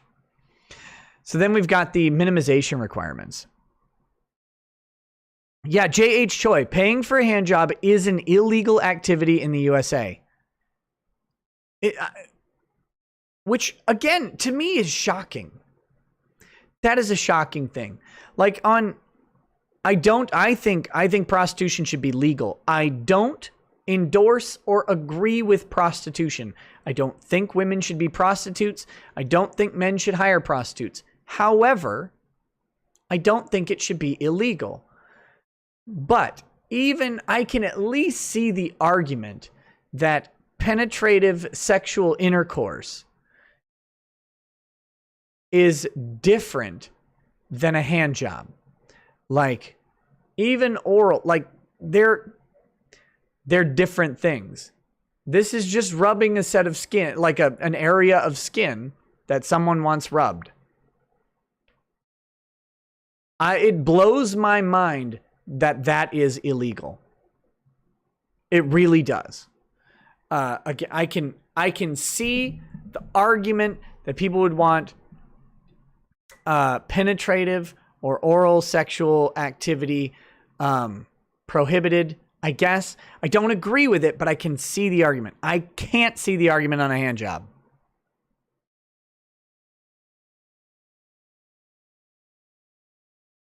Here's the weird thing. You've seen those, you've seen the documentaries or like videos or whatever about people with strange afflictions, right? And they're like the women who orgasm like 500 times a day, just constantly. Like the breeze blows and they're like, or right? Like they have the best ahageo face on the planet. You've seen that. Like what? So I'm guessing there's some middle ground. But what if there's a person who's relatively, who's got that hypersensitivity, and they go and they lay down for the massage, and just the very act of touching like their leg, they just boom, triggered. Tons of O juice flowing, right? Like is that illegal? Why do those people get basically hand jobs? That doesn't seem fair. Okay. So now we're on to the minimization requirements. The state next argues that the trial courts erred in determining that adequate minimization procedures were neither defined nor applied because there are no minimization requirements within the text of the Fourth Amendment. Terrible argument. This is a terrible argument. The act of video surveillance itself is perhaps the most intrusive form of electronic law enforcement spying. As the 10th Circuit held, the use of a video camera is an extraordinarily intrusive method of searching. Television surveillance is identical in its indiscriminate character to wiretapping and bugging. However, it is even more invasive of privacy, just as a strip search is more invasive than a pat-down search. So, video surveillance, extremely disfavored. Presently, there exists no binding Florida statute, Florida decisional law, or rule of criminal procedure that addresses this type of surreptitious video-only surveillance as a law enforcement investigative tool. Likewise, the text of the Fourth Amendment does not expressly reference the term minimization. As a result of that void, the state maintains that this court need look no further than the plain text of the Fourth Amendment's warrant clause, because the existing probable cause and particularity requirements of the warrant clause amply safeguard protected privacy interests. However, the state's argument ignores many years of clear federal jurisprudence on the issue. Now, we're in Florida, so why does federal jurisprudence matter, you may ask? Let me tell you. Once we passed the 14th Amendment after the Civil War, there began a process of applying Bill of Rights protections through the 14th Amendment to state and municipal governments. Okay? Because at the time, leading up to the Civil War and at the time of the Civil War, the Constitution, the rights guaranteed by the Bill of Rights specifically, did not actually apply to the state governments. In fact, they didn't, but a state could ban firearms under prior to the Civil War. A state could restrict your religion or speech, and many states actually did have a state-sponsored religion where you had to be a member of a particular denomination to live in the state. That's how it went. Once we went through the Civil War,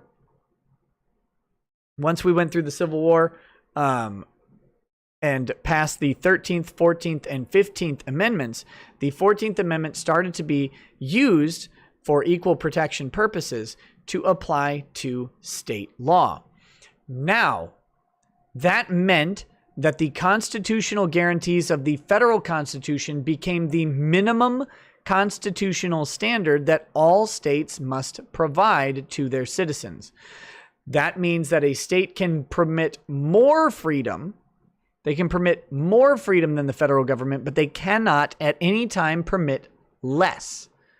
And that is one of the most interesting aspects of Reconstruction following the Civil War, because it changed the way our legal system worked. We had a highly federalist system prior to the Civil War. We had a much less federalist system following the Civil War, because the federal government, through the Supremacy Clause and the application of the 14th Amendment, got to take prominence over the states in any area where the federal government had express authority. And that is crucial. So the states could no longer decide that you needed to be a particular religion. You couldn't have to, like in Maine, you didn't have to be a Quaker anymore. I think they had gotten rid of it by that time anyway, but you get the idea. You couldn't require you to be a Catholic in Kentucky after the 14th Amendment passed, because now you are entitled to a bare minimum of freedom of religion under the federal Constitution. So anyway, why does this all matter?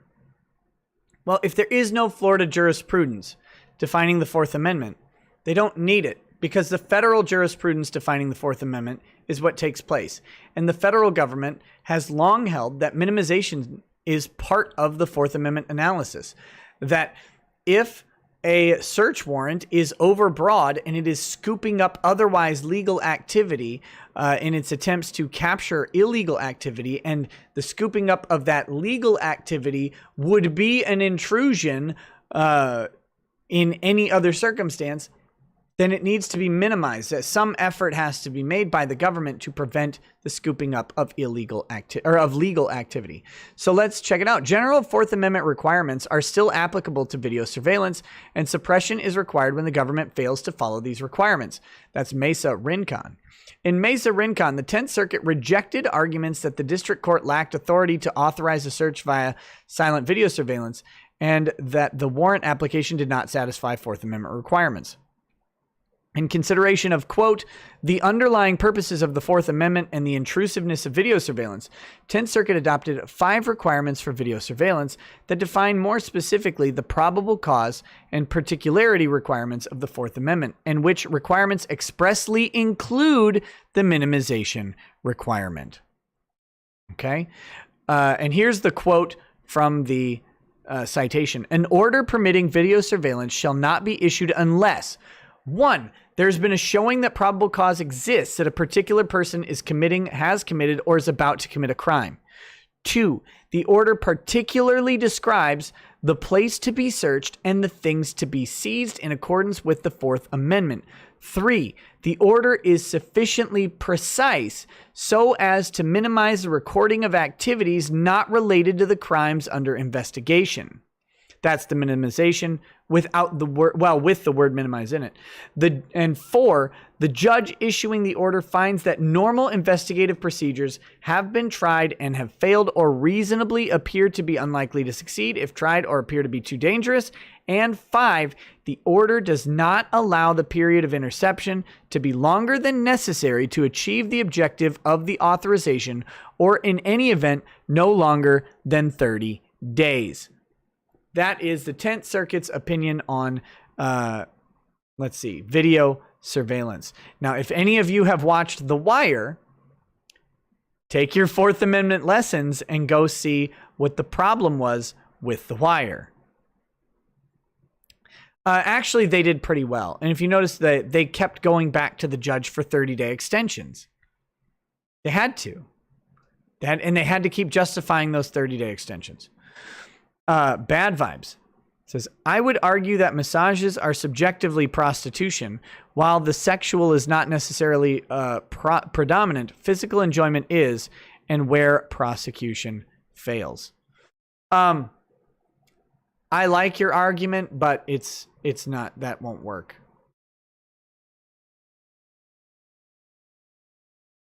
It won't work. Unfortunately, they do recognize, especially emission of seminal fluids to be an overtly sexual act.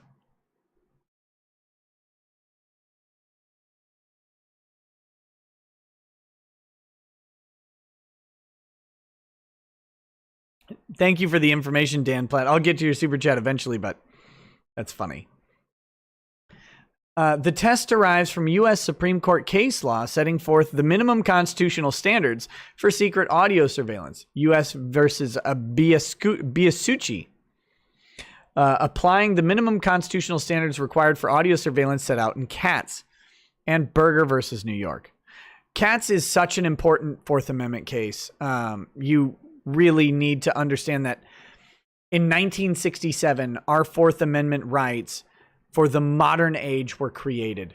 And they've been refined and defined a little bit since then, but cats is premium importance in a great case. Quote, given the obvious similarities between oral, not oral, oral and video electronic surveillance, we believe that the same constitutional standards governing the former should be applied in determining whether or not to authorize the latter. And that's Biasucci. And the Mesa Rincon formulation of the test has been expressly adopted and applied by other federal circuit courts of appeal. I want to take a break. We have a minor sponsorship break here. We have a minor sponsorship break. This show today is brought to you by Follow the Law masks, available on Teespring now. Get your Rekieta Law face masks in several colors. We have light blue, gray, salmon, green, red, and royal blue as well. You can get a Rekieta Law face mask. The links are in the description of the video. They are also available in white, and they're even $1 cheaper. Again, this channel does not endorse or support the mandatory mask requirements put out by multiple states and proposed by Stuttering Joe Biden. However, this channel does fully endorse and support grifting, and even though, and in full knowledge of the inconsistency, this channel is interested in grifting you out of $10. So if you would like a mask, please go to the links available in the description and get grifted.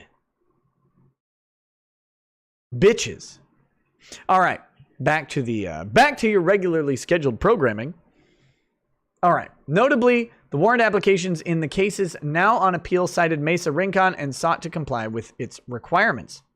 So, the warrant applications did cite this case and tried to comply with it. However, they didn't. Thus, it is clear that federal law has been sufficiently developed on this constitutional issue, and it is clear that trial courts did not err in determining that minimization is required. Indeed, the state's argument for a strict textual reading of the Fourth Amendment runs counter to decades of case law from the U.S. Supreme Court, such as Berger, where the court recognized that it had receded from the strict textual approach that was applied in Olmstead. Statements in Olmstead that a conversation passing over a telephone wire cannot be said to come within the Fourth Amendment's enumeration of persons, houses, papers, and effects have been negated by our subsequent cases. So that was the holding in 1927. By 1967, of course, in Katz, they had changed that quite a bit. Did you win or lose the grifting competition? I believe my grifting competition against Ethan Ralph has been put on hold. If I'm not mistaken, I did edge out Dick Masterson. You owe me $30 for the edging. I did edge him out for victory. I am in the finals, me versus Ethan Ralph, and that will be one hell of a competition. I don't have a sex tape. If Ralph had paywalled his sex tape, he would be King Grifter. That's the real trick. Why didn't Ralph paywall that sex tape? I mean, I think he's maintaining that he didn't release it. Whatever. Who knows? But if he did release it, you should paywall that shit. No, I'm just kidding. But you should, though. Guys, always paywall your sexual content. What are you? What are you, an e-thought? What is this? What is this? Ralph shaved his head for shekels. Tell you what, guys. You can donate hundreds of dollars to me, and I still won't shave my head. Let's see. But maybe what I should do is I should put a shaved head challenge up there. When you guys beat it, say, I lied and was drunk when making the agreement and won't do it. That would be a grift move, right? That would be a super grift move. Damn. Why did I say it in public? Okay. Should there be any doubt, as the state respectfully urges, that minimization procedures are not constitutionally required by the Fourth Amendment, we hereby find they are, and caution that to hold otherwise would be directly counter to the Constitution, civil liberties, and the rule of law. So you read that right, ladies and gentlemen. The prosecutors in Florida argued that they're not constitutionally required, even though it literally would violate the Constitution for them to make that argument. Good job. We likewise uphold the trial court's conclusions that the warrants failed to contain sufficient minimization guidelines and that police did not sufficiently minimize the video recording of innocent spa goers receiving lawful massages. Guys, if you're going to get a rub and tug, this is legal advice. If you're going to get a rub and tug, bring a lady friend with you to get just a rub with no tug. Just do it. There you go. Be like, hey girl, I know this great massage place. You want to go at the same time as me? Just in case. Because like they be videoing the rooms and I may need to bring it later. For reasons.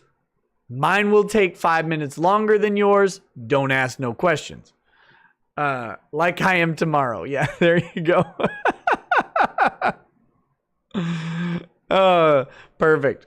We likewise uphold the trial court's conclusions that the warrants failed. Oh, yeah. The purpose of the minimization requirements is to avoid the recording of activity by persons with no connection to the crime under investigation who happen to enter an area covered by a camera. The minimization question is one of reasonableness.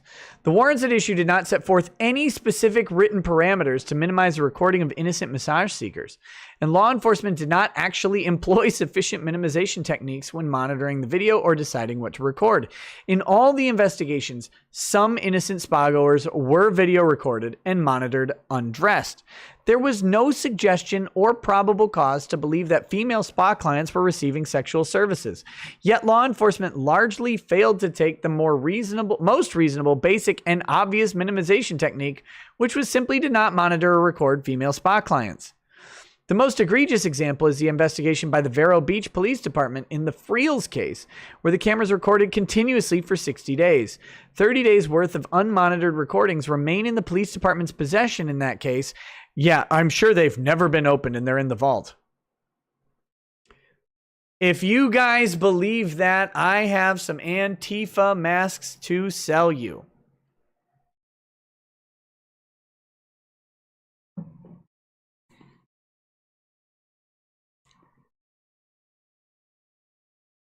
Other innocent spa clients may have been recorded nude or partially undressed on those days. Those innocent clients potentially live with the knowledge that nude videos of themselves are preserved on a server somewhere with unknown accessibility. In our ever-increasing digital world, filled with hackers and the like, 4chan! Oh, 4chan! Only 4chan! Such awareness renders the surveillance a particularly severe infringement on privacy. We agree with the trial courts that this is unacceptable. The trial courts properly applied federal case law, enforcing the minimum constitutional standards for secret video surveillance, and the state has not overcome the presumption of correctness in the trial court's ruling that the minimization requirement was not satisfied. Application of the exclusionary rule was proper. Where this is the crux of the issue. This is what we really want. So lots of Fourth Amendment analysis has gotten lots of Fourth Amendment analysis has been done in this case, but how does that impact the evidence at hand? And this is it. The exclusionary rule says that if a search is unreasonable and does not comply with the Fourth Amendment requirements, then it should be excluded. If that evidence is unreasonable, it should be excluded.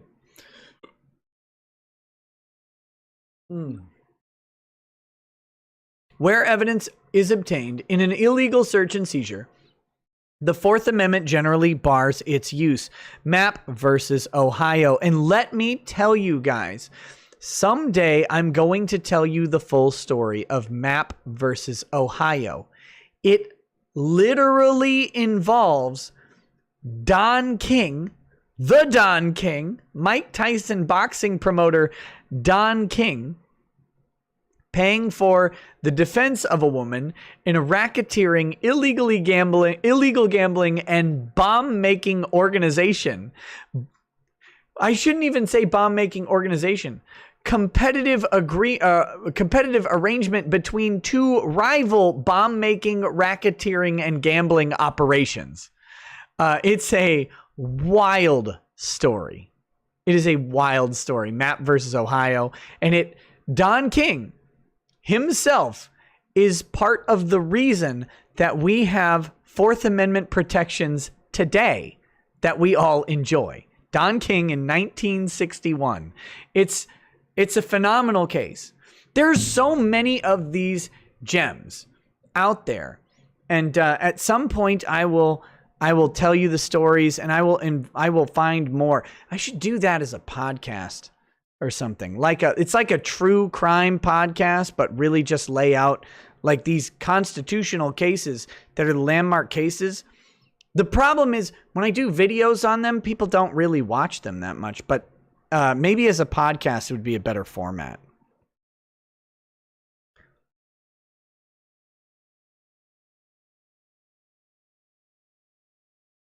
Okay.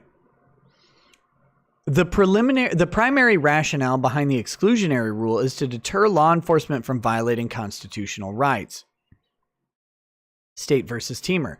But like any good rule, it is not without exception. The state contends that the good faith exception to the exclusionary rule set forth in U.S. versus Leon should be applied because there was no judicial or statutory authority in Florida requiring minimization. In Leon, the Supreme Court declined to apply the exclusionary rule under circumstances that would not further its purpose of deterring unlawful police conduct. We already see the problem here. Unlawful police conduct occurred. So we must apply the exclusionary rule so that next time police use their warrants appropriately and just watch Robert Kraft getting hand jobs. Let's see. The court held that generally, quote, when an officer acting with objective good faith has obtained a search warrant from a judge or magistrate and acted within its scope, there's generally no police illegality and thus nothing to deter. The court reasoned in the ordinary case, an officer cannot be expected to question the magistrate's probable cause determination or judgment that the form of the warrant is technically sufficient. Once the warrant issues, there's literally nothing more the officer can do in seeking to comply with the law. This is bullshit. Penalizing the officer for the magistrate's error rather than his own cannot logically contribute to the deterrence of Fourth Amendment violations. Bullshit. Fucking bullshit. This is one of those rulings that is absolute garbage. Okay? The people, first of all, the people who know the Fourth Amendment best because they navigate it every day are cops. Cops know Fourth Amendment very well. They have to do it constantly. Search and seizure, questioning people, pulling them over. Just pulling someone over is a seizure. It's a seizure under the Fourth Amendment. It is an arrest for purposes of the Fourth Amendment. Arrests and seizures are the same thing. A search conducted on a car, on a backpack, on a pat down. All of that is Fourth Amendment.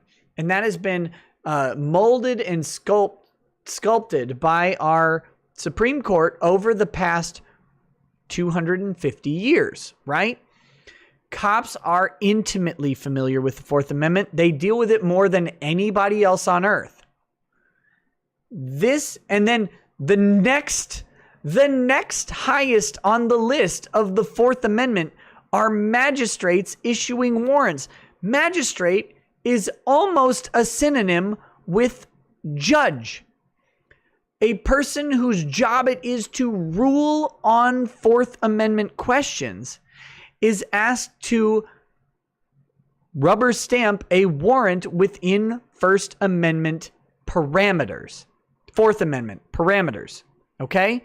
So a lot of times the issuing judge will review questions about the sufficiencies of his own warrants. In small towns, you will unironically be standing before a judge in a criminal trial arguing that the judge erred in granting his warrant request. And you're going to tell the judge that he was wrong when he signed the document. And let me tell you, from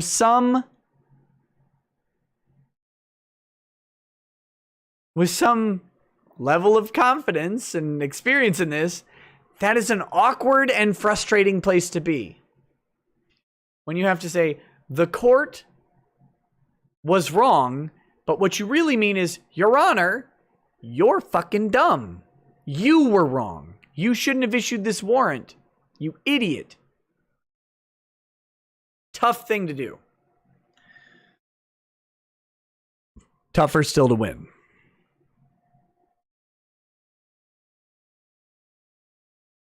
But anyway, the good faith exception says that the two people who objectively have more Fourth Amendment experience than anybody else in the equation, that is the cop and the judge issuing the search warrant, those two people have more practical experience with Fourth Amendment stuff than anybody else you can find in that scenario.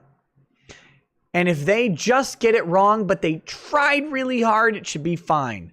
This is terrible, terrible law. Stupid. Anyway. Whew. How much more of this do we have? Just a couple more pages. We're almost done. Bad Vibes says prostitution laws are contrary to the concept of autonomy. Yes. Because if porn actors can be paid to perform a sex act, then prostitution has arguably been legalized. Wrong, Bad Vibes. Listen, Bad Vibes. Pornography is art. Gape Me Harder Daddy is artistic expression of Riley Reid. And how dare you suggest otherwise? I am beside myself right now that you would denigrate the push it harder into my stink box. That is art, okay? And you are taking away and delegitimizing artists.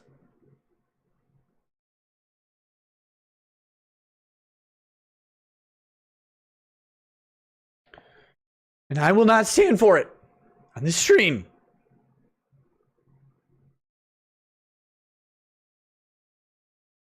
The test under Leon is, quote, whether a reasonably well-trained officer would have known that the search was illegal despite the magistrate's authorization. We cannot conclude here that the law enforcement agencies acted in good faith with respect to minimization due to the lack of Florida law on point. The warrant applications themselves cited the decades-old federal law, such as Mesa Rincon, setting out the requirements for obtaining a warrant to conduct secret video surveillance in private locations, including the need to minimize the recording of innocent conduct. These citations negate a finding of ignorance of minimization requirements. We further reject the state's argument that only recordings of innocent conduct should be excluded.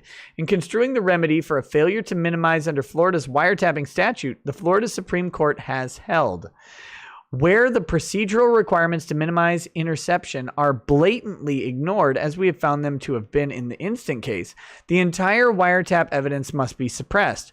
Where violations of the minimization requirements occur despite efforts to meet the minimization requirements, however, only the unauthorized interceptions need to be suppressed. The trial courts did not err in determining that the minimization requirements were ignored as opposed to merely being unmet despite efforts to satisfy them. As previously discussed, the agencies failed to take the most basic and reasonable step of minimization by not monitoring or recording the unsuspected female clients. We ascribe no ill motives to the procedural decisions made by law enforcement agencies involved. I do. Fuck them. No ill motives. No ill motives. Of course, they had the illest of motives. They had the illest of motives.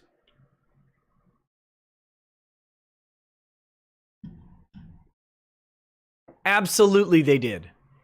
They were worried that they might miss one. You might miss one. The might miss one. Think about this. The might miss one led to the illegal recording of 4. That's unacceptable. In fact, let me be very clear on this. Might miss any is too many to justify the illegal recording of 1. Period. Better 1,000 guilty men walk free than 1 innocent man be jailed. And fuck everything else. I don't care what the subject is. I don't care what the crime is. When the state has authority over your liberty and life, believe me, you all believe this the moment it's you. Better 1,000 guilty men walk free than me as 1 innocent go to prison.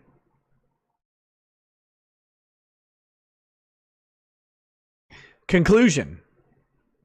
Or, wait. But at best, each department was lulled into a zone of complacency where complacency cannot exist.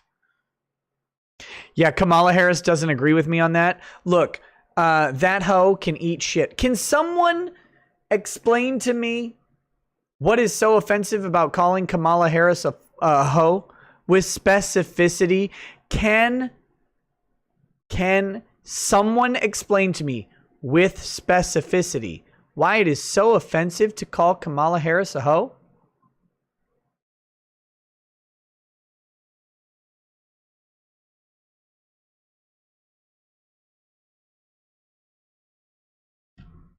What is it?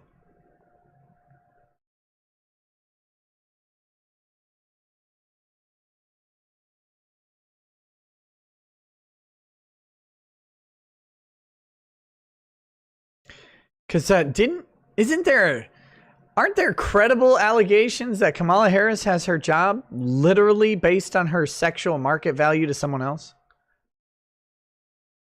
What does hoe have to do with being black? Wait a minute, are they orking Kamala Harris? Is she getting orked? Are they doing the thing that they always do? Well, if you say hoe, you clearly mean it because she's black. Wait, do you think all black women are hoes?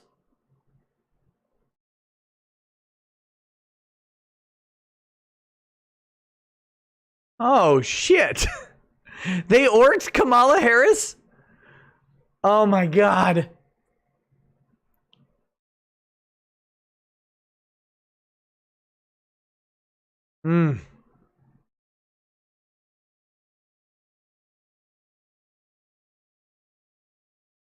Well, only black women can be hosts. Jesus Christ, you racist. Did you guys hear that she does not identify as black? Sure. Okay. I'm sure she doesn't.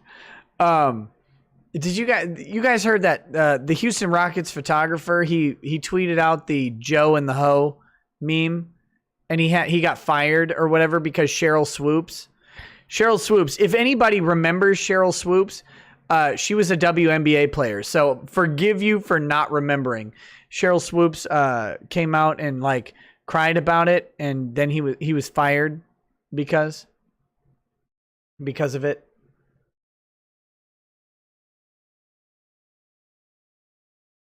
Great job. Just fire everybody for saying whatever. Fire everybody all the time. Let's just do it. Actually, that would be better. If everybody was fired for saying a joke or a meme, if everybody was fired every time they said any joke or meme, that'd be great, because everybody would go out of business fucking immediately, and that would be fantastic. Do it. And all we'd have left are massage parlors offering hand jobs, but no one would be able to afford the happy ending. Under the facts of this case and guided by the Florida Supreme Court's holding in Rodriguez, the trial courts properly suppress. I'm going to do that from now on. When there is an ethnic flavored word, just like Obama, I will pronounce it like Nicaragua. Obama can be like, now, listen here.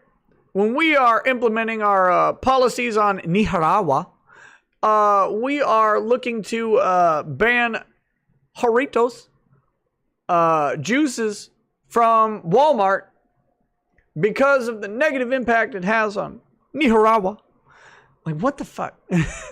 So here we go. Under the facts of this case and guided by the Florida Supreme Court's holding in Rodriguez, the trial courts properly suppressed all of the unconstitutionally captured footage. To find otherwise in this context would undermine the purpose of the exclusionary rule, which is to deter future Fourth Amendment violations. Conclusion. The type of law enforcement surveillance utilized in these cases is extreme. While there will be situations which may warrant the use of techniques at issue, the strict Fourth Amendment safeguards developed over the past few decades must be observed. Remember that, guys. Government recording you is extreme on its face. On its face, that is extreme.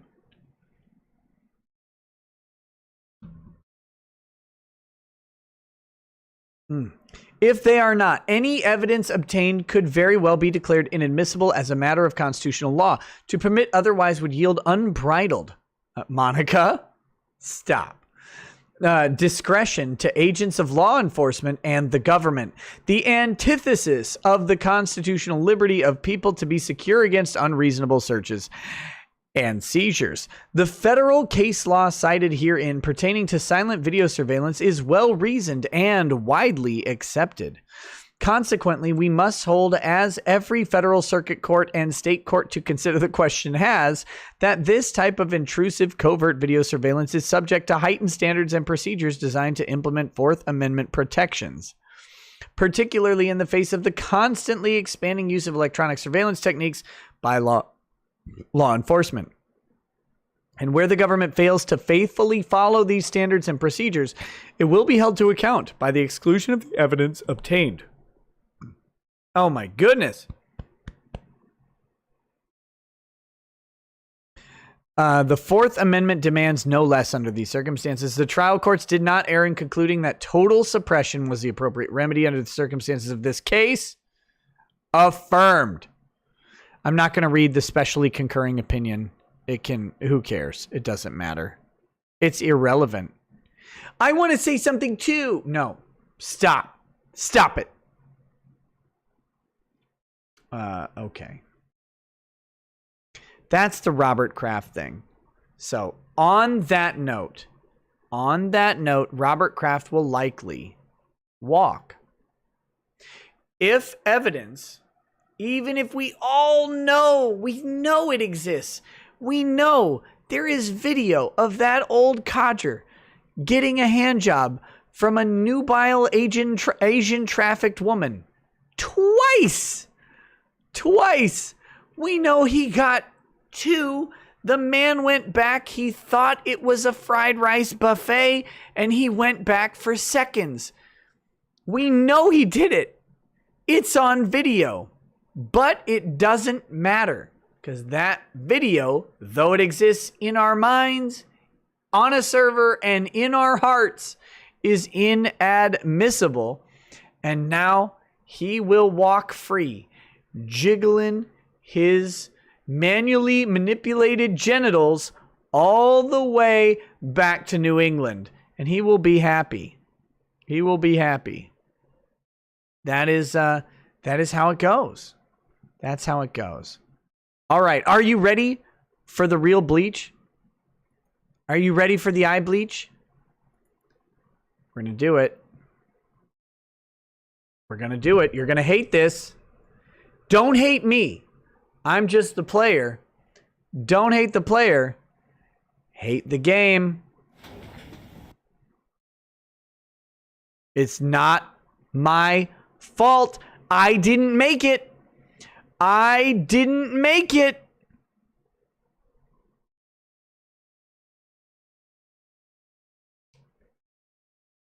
I didn't do it.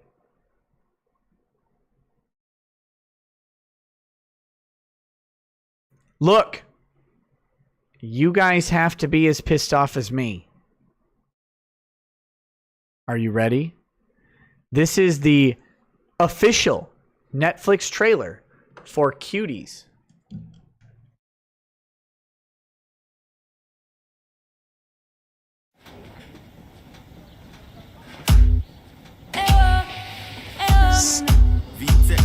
That's a fucking child.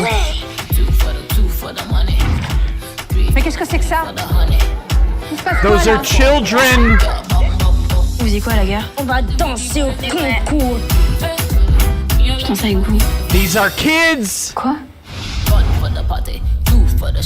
They're kids. Oh, mais les gens sont They're kids. They're 11 years old. Vous savez où passe l'esprit du mal? Ce sont ces femmes dénudées pour le mariage de ton père. Regarde comment elle te va. Tu es une femme maintenant.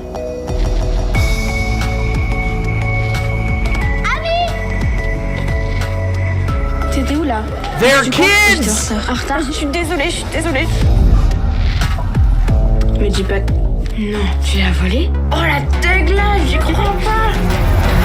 À quoi tu joues là, ami? The only person with any sense in this thing is the mom slapping this little girl. Laisse couler l'eau, ma chérie. Les péchés s'effacent avec. Vous avez quel âge? 14. Those are kids.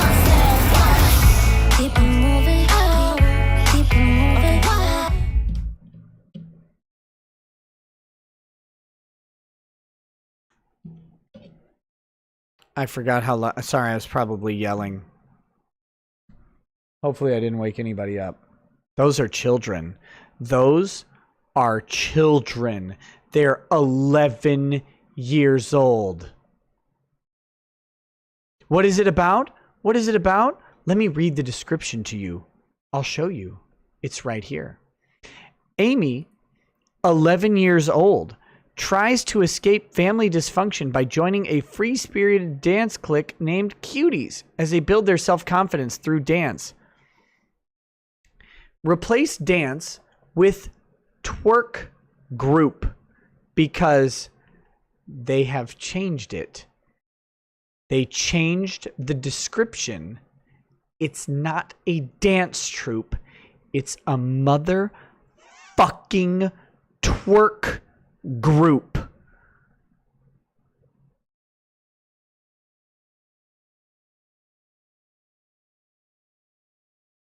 Their dances are explicitly sexualized ass shaking.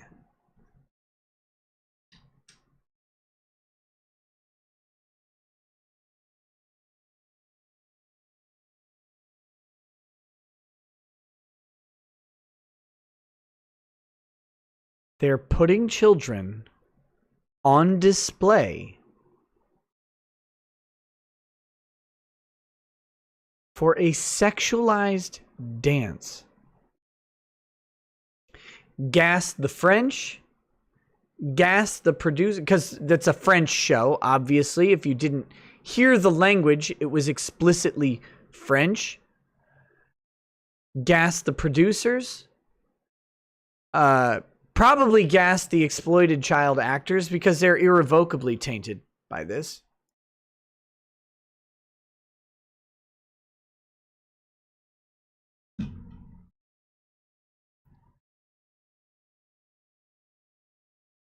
That's what Netflix decided should be the next show. Right there. Just go ahead and put kids on there to shake their asses and vaginas for the camera. Original description lower down. Oh yeah, here it is. You're right. You're right. Look at this. Amy 11 becomes fascinated with a twerking dance crew. Hoping to join them, she starts to explore her femininity, defying her family's traditions.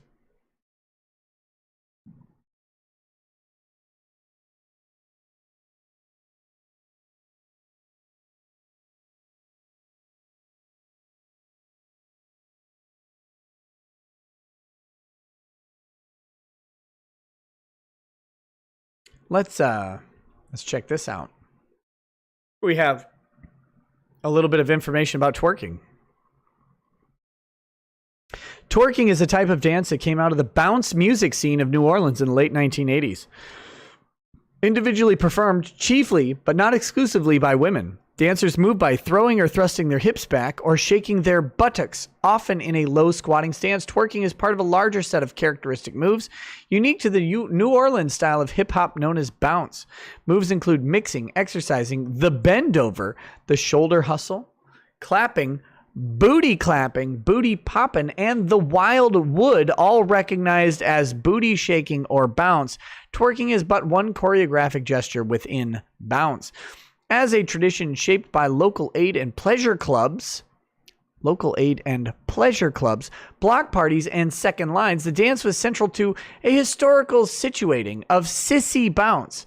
Bounce music as performed by artists from the New Orleans African American community that led to a meteoric rise in popularity post-Hurricane Katrina after 2005. In the 90s, twerking had widespread appeal in the black party culture throughout the hip-hop rap region known as the Dirty, Dirty, Dirty South, including New Orleans, Memphis, Virginia Beach, Miami, Atlanta, and Houston. In 2013, it became the top "What is" search on Google search engines. Etymology: the Oxford English Dictionary defines an 18th century use of the word as a blend of twist and jerk, which was reported by the BBC in conjunction with the black cultural context. But this seems to be an erroneous connection to a false cognate. The Oxford Dictionary's blog states the most likely theory is that it is an alteration of work because the word has a history of being used in similar ways, with dancers being encouraged to work it. Local bounce practitioners attribute the term to a contraction of to work or twerk.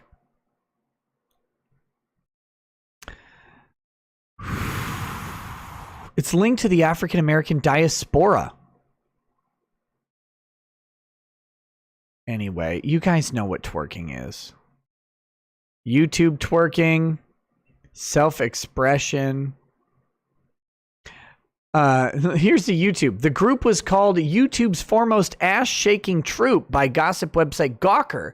As of December 2012, their channel had a total of more than 74 million views and more than 250,000 subscribers, and their Twitter account had about 115,000 followers. Founding member Jamie Adara Moore, her name is Betty Butt, left the group in 2012 to pursue her education.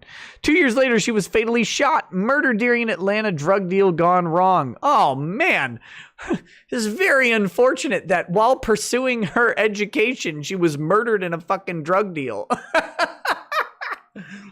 Well, I'm just out here trying to educate myself with this heroin. Oh, Jesus Christ. The official twerk team continues with its two remaining members. By June 2017, their YouTube channel had over 500,000 subscribers with over 160 twerking videos dating back to 2009, 4 years prior to the cultural appropriations that sparked outrage amongst black cultural critics from 2011 to 2013. These white bitches can't twerk. The group has now disbanded but have stayed friends. At TT Lady Luscious gave birth to a child. presumably while twerking it out. She was actually married to Rich the Kid, but divorced. She also posted on social media that Rich the Kid physically abused her, but he denied that it happened. At Ms. Twersome is still twerking and does club appearances. She also does live twerking shows on her Instagram page. Look at this. Definitely non-sexualized depiction of twerking, colorized 20 whatever. This is what the children are doing, exploring their femininity. Femininity. It's not femininity. That's ass shakery. And believe me, I am a proponent. Oh God, look at, that's not a pleasant sight at all. Cameras can be really rude to chicks' cellulite. I am a proponent of ass shakery. I am all of the fans of ass shakery, but not of 11-year-old ass shakery. That's disgusting. And whoever did it should get a visit from the FBI and then a visit from a live grenade. Fuck them. Yeah, it's TVMA, by the way. It's rated TVMA.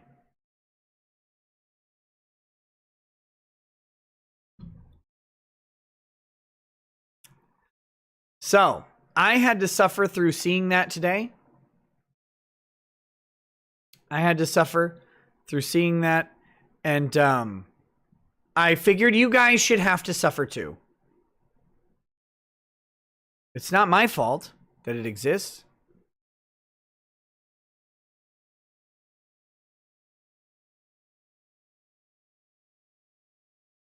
You know, so I haven't really talked about this much, but as you may or may not know, Joshua Moon was on the Dick Show. Joshua Moon, the co-owner of the Kiwi Farms with Matt Jarbo, Mundane Matt, the true owner of the Kiwi Farms. But Null is maybe the manager or whatever he is.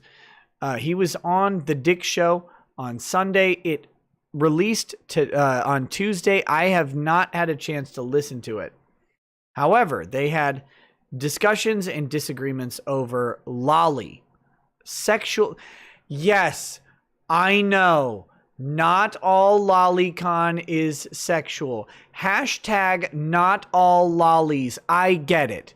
I don't give a shit. I'm talking about the children that are sexualized in Japanese cartoons, okay?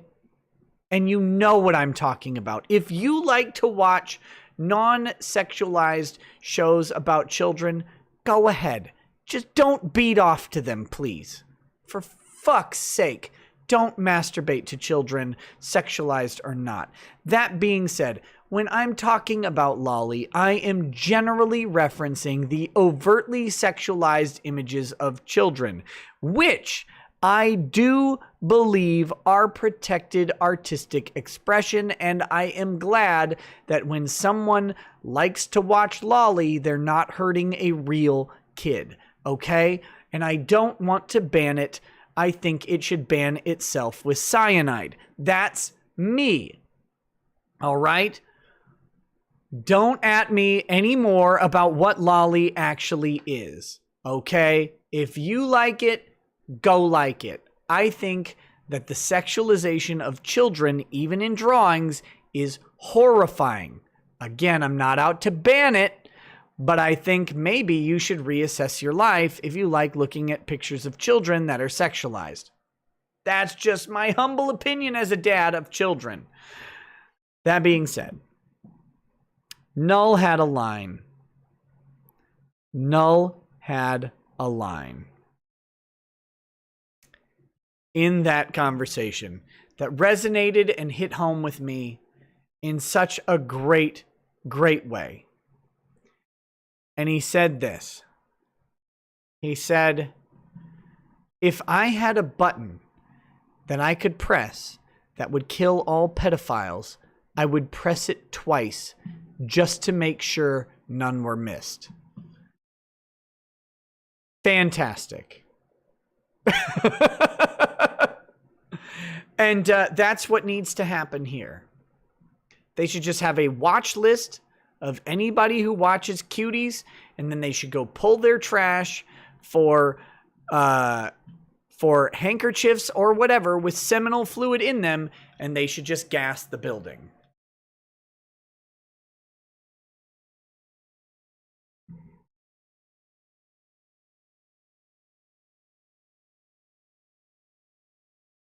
We have to stop.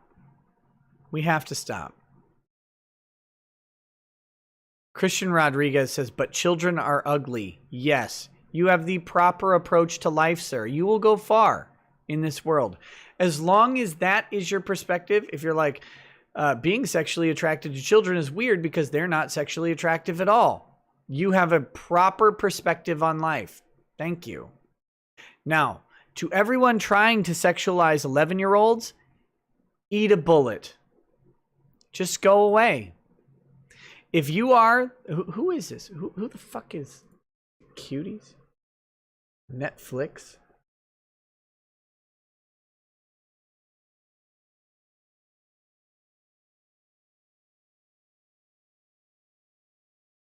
Let's just go ahead and find out who it is.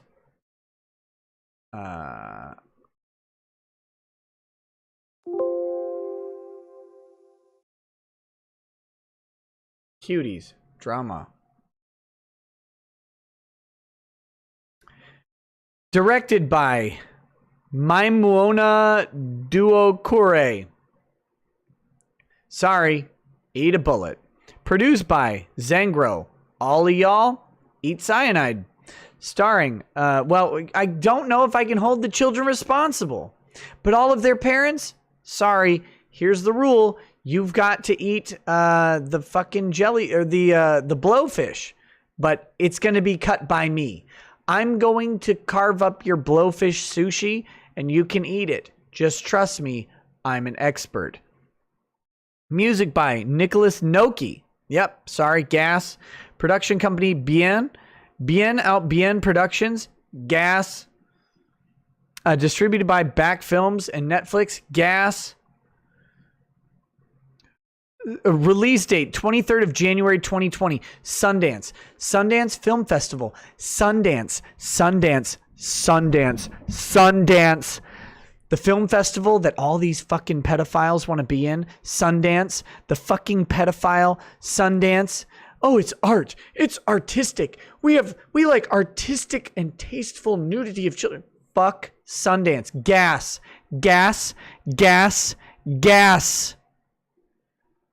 They've had this since January. These pedos watched this in January.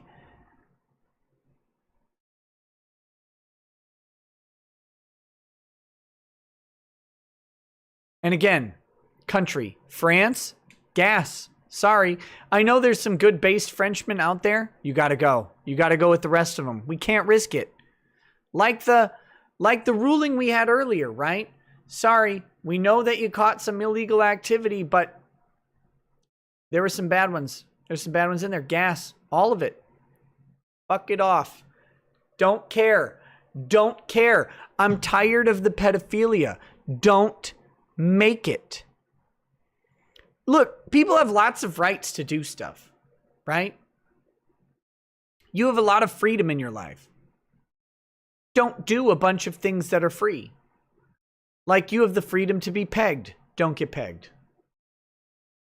Look, I gave you life advice. There's no legal aspect to it all. You are legally free to get pegged all day. Don't get pegged. Don't do it. Don't do it. You are legally free to blend up a Wendy's hamburger and snort it through a straw, through your nose. Don't do it.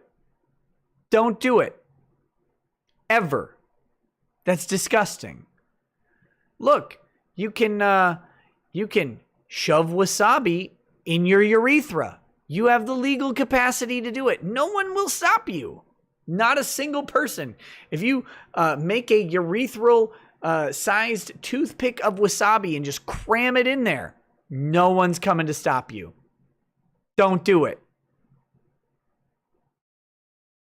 And if you're going to make this pedophilic trash, don't do it. Find a bridge and jump off of it. Do the world a favor.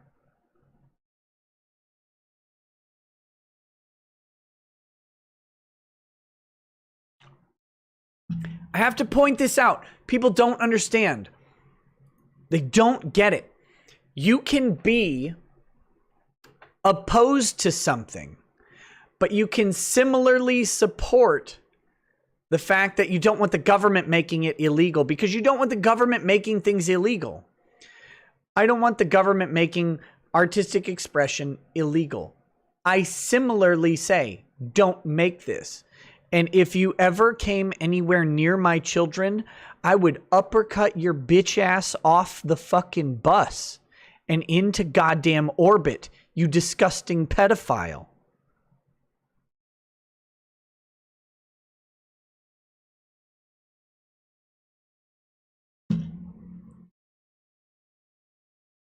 Loric Project says pedo hunting needs to be promoted more, not promoting murder.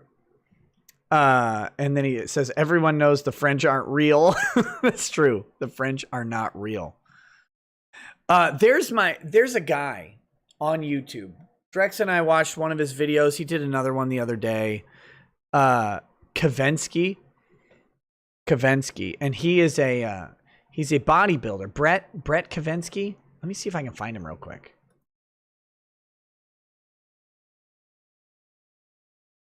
Kavensky Fitness. Eric Kavensky.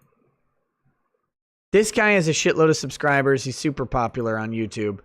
Let me Are you playing stupid? He does all sorts of stuff. We're not going to watch this whole video. We're going to watch the intro. This is my guy. This guy, I want to get him on a stream. He's hilarious. Here he is. I believe he's this big ass dude here, but he's not actually Russian. He sounds Russian. Maybe this is a different Russian guy that just shows up on his channel, but anyway. So here's the title. 21-year-old man comes to see a 14-year-old boy but meets Russian gangsters instead. This guy is fucking great. We'll watch the intro and that's it.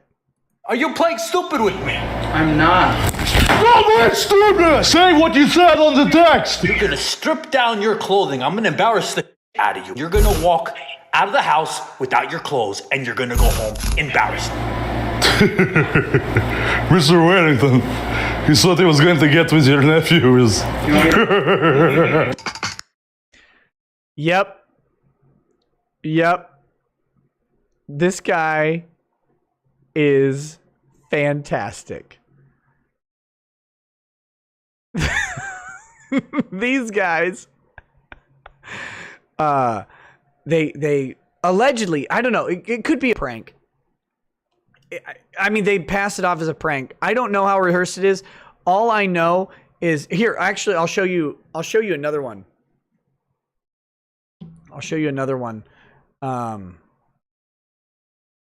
Where is it? Let me find it real quick. Let me find it. He does a bunch of pranks and stuff, but let's do this one.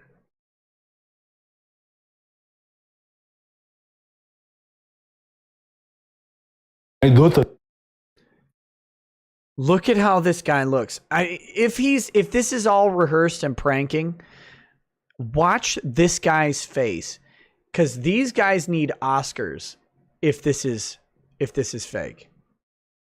These guys are great. Here we go. You're here to my daughter. No, sure, no.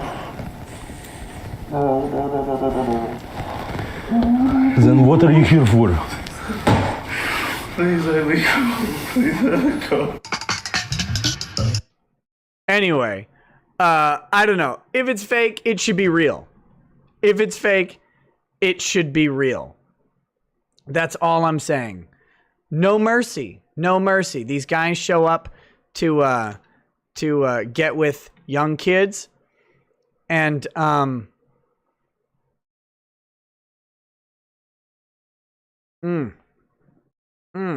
and they're instead met with big dudes who treat them like garbage, which is great.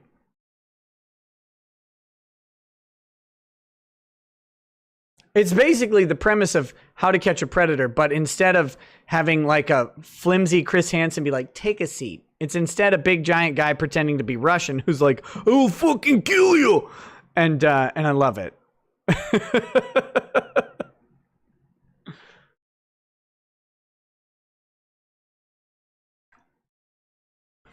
To be clear, I know the guys are like the main guys are fake, but I don't think the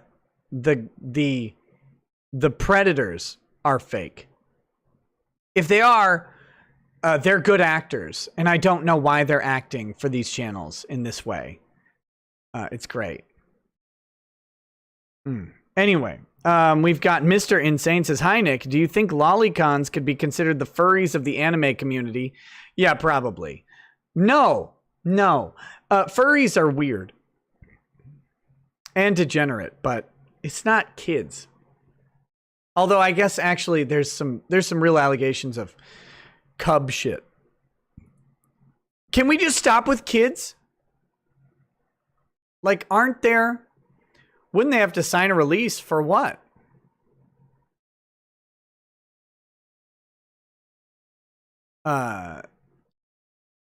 Sauce, I don't know why they'd have to sign a release at all. Like, if someone comes into your house that you own and they're trying to, and you're going to record them in your house, I mean, it might depend on the state, but generally, no. As far as the furry thing, like, isn't there enough over 18 vagina and anuses for you to infiltrate? Like, do we have to involve children? Can we just stop? Can we just let them grow up a little bit? Can we just let them get to 18 before we throw them into the horrific grinder that is everybody's sexual fantasies? Just stop. Just stop. Look, if you are attracted to kids, please don't ever offend on a child. That's the first thing. And the second thing is, go get help. Go get help. And if you go to someone to get help and they say, look, this is just the way you are, leave and go get help. You go to that person's manager, you go all the way up to Mike Pence if you need to. And you say, Mr. Pence, will you please electroshock the pedo out of me? For the love of Christ, if you are attracted to children, don't stop. You shouldn't sleep. You shouldn't eat. You shouldn't go to a restaurant. You shouldn't go to a hotel. You should go nowhere until you are no longer attracted to children. That should be your sole quest in life. If you are a map, you should be doing everything. Your every waking moment should be spent trying to not be a map. Period. And if you come into the comments and say, I'm a map, but I'm really trying not to be. No, you're not trying hard enough. Go do it. Go do better. Please, for the safety of all children, I know you don't defend. I get it. Go get help. Go get help.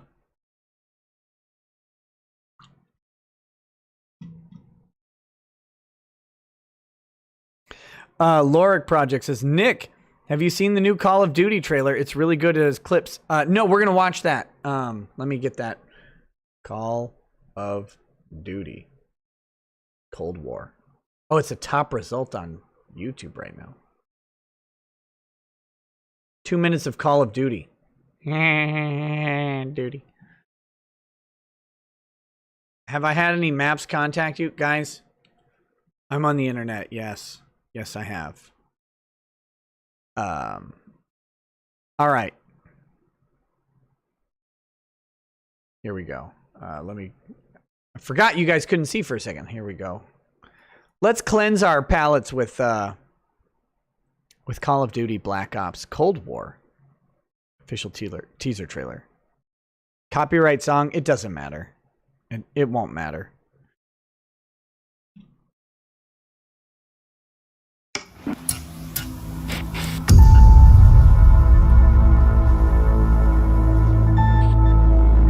Oh shit, this is Yuri! Understand what's going on around you. I forgot who Yuri whatever his name is. Bezmenov. I forgot who he was. This guy's great. This is red pilling his shit. Holy, let's start over, sorry. I didn't mean to stop it. Let's try again.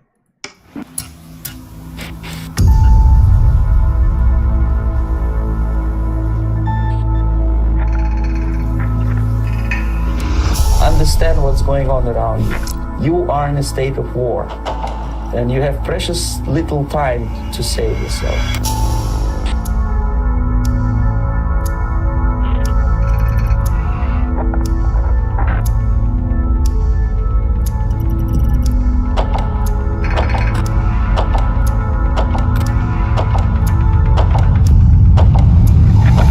It's a slow process which we call active measures. The first stage being demoralization. It takes from 15 to 20 years to demoralize a nation. The next stage is destabilization.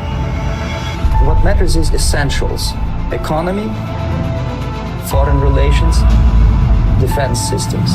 The next stage is crisis, with a violent change of power, structure, and economy, period of normalization. This is what will happen in the United States if you allow all these schmucks to put a big brother government in Washington, D.C., who will promise lots of things, never mind whether the promises are fulfillable or not.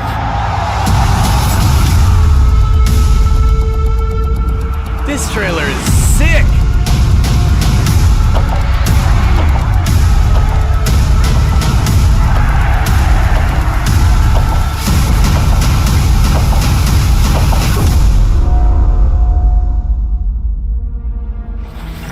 The time bomb is ticking.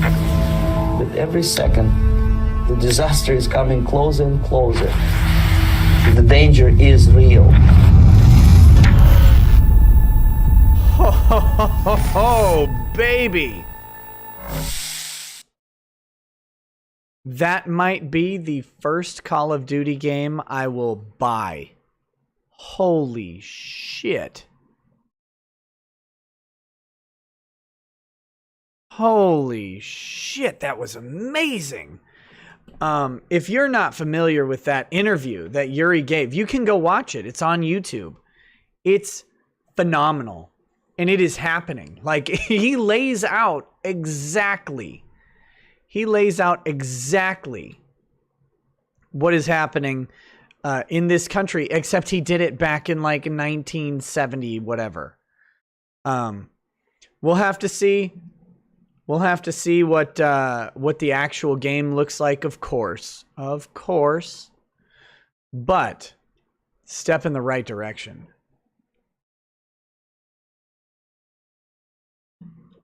That looks we'll have to see what that ends up like. There was a Justice chat in here. Moist John says, Nick, how dare you question the number of women trafficked? 100,000 impossible. I think it could have been 6 million. Come on now. Also, going to out of context clip this whole stream. It's a good one for it. I'm in a good mood. I'm in a good mood tonight.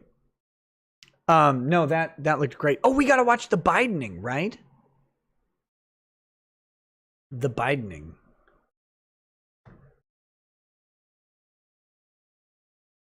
Let's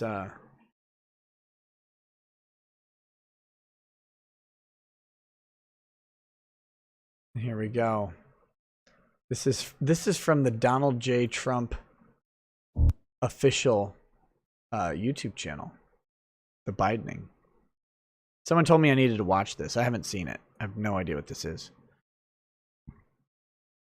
Here we go.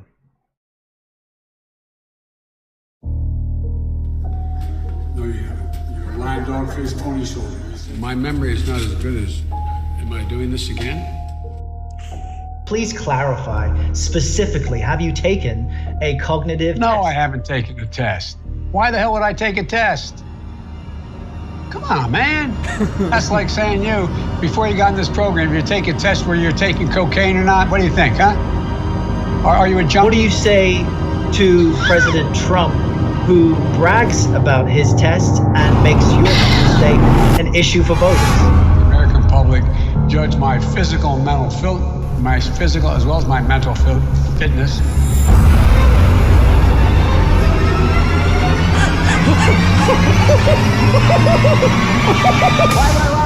Why? You're getting nervous, man.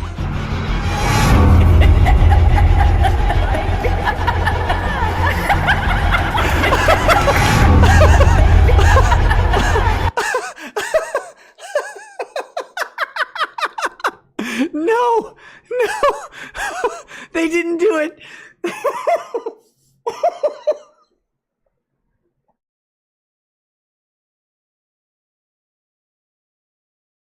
Oh my God.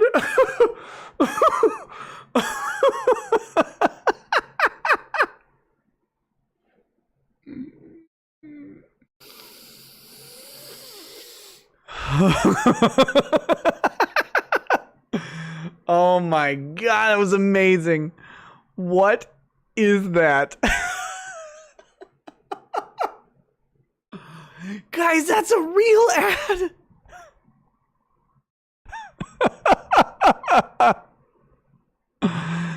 Oh, that's a real ad. Oh, even if you hate Trump, look, and I don't care. If you like him or hate him, that ad is brilliantly funny. No, I'm not going to play it again. You guys can go play it on your own. Play it on repeat or whatever. Enjoy it for you. God, that was great. Dr. Teeth says, Nick, I've known a non-offending pedo and there is no help available. Therapists and psychiatrists refuse to take them as patients because of the stigma. In some states, the professionals are required to report them. Look, go walk out into the desert. Get your 60 days. I don't care what you do. I don't care. I'm sorry that you are afflicted by liking children. Get away from all of them. Move to the mountains where there are no children. Do something. Get away. Get away. And don't you and here, like, legitimately, the reason you have to get away is because Cuties exists. Cuties exists right now.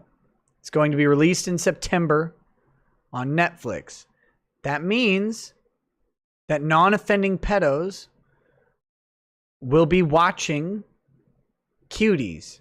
They'll be watching something. They won't be able to get away from it much longer because our media is disgusting and will push it and push it and push it into their faces. And if you don't think your sexuality is molded and sculpted by the media you consume, I've got another story for you.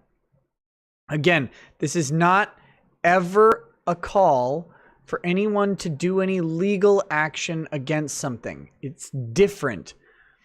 But here's the thing. When, like, the Christian scare about rock music and gyrating hips and all that bullshit or whatever, it's right. It's right in principle. Music, media is the gateway to human sexuality. Of course it is. Of course it is.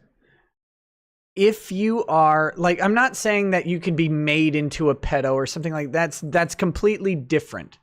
I'm saying that it activates. It reaches into parts of your mind that other things don't. That's what art is designed to do. and that art reaches in and grabs something and activates it. If you are a non-offending pedophile and you are bombarded with media targeted towards the sexual desires of pedophiles, guess what? You're at risk of offending.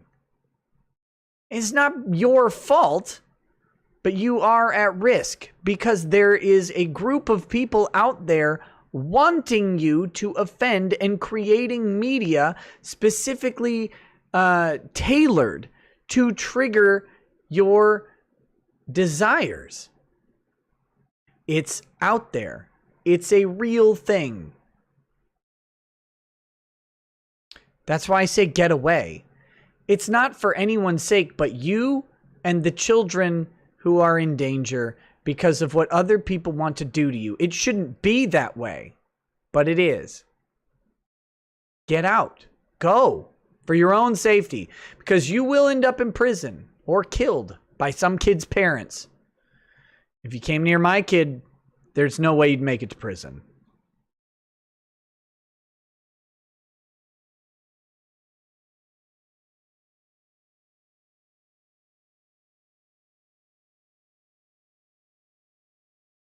Anyway, so there's that. What else did I have? Oh, Goodyear. Let's find this tweet real quick. This will be quick.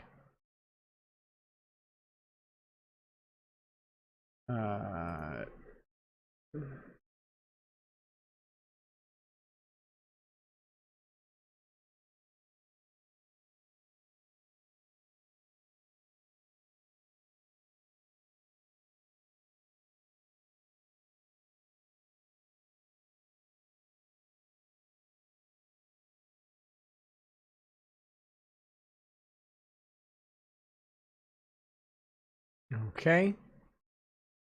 How do I do this? Ugh. How annoying.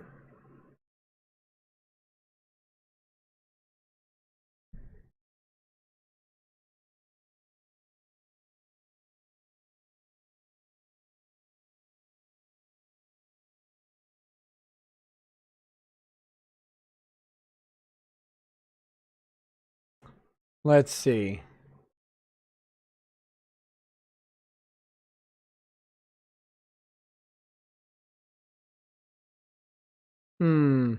All right. So, in the interest of completeness, I want to include this.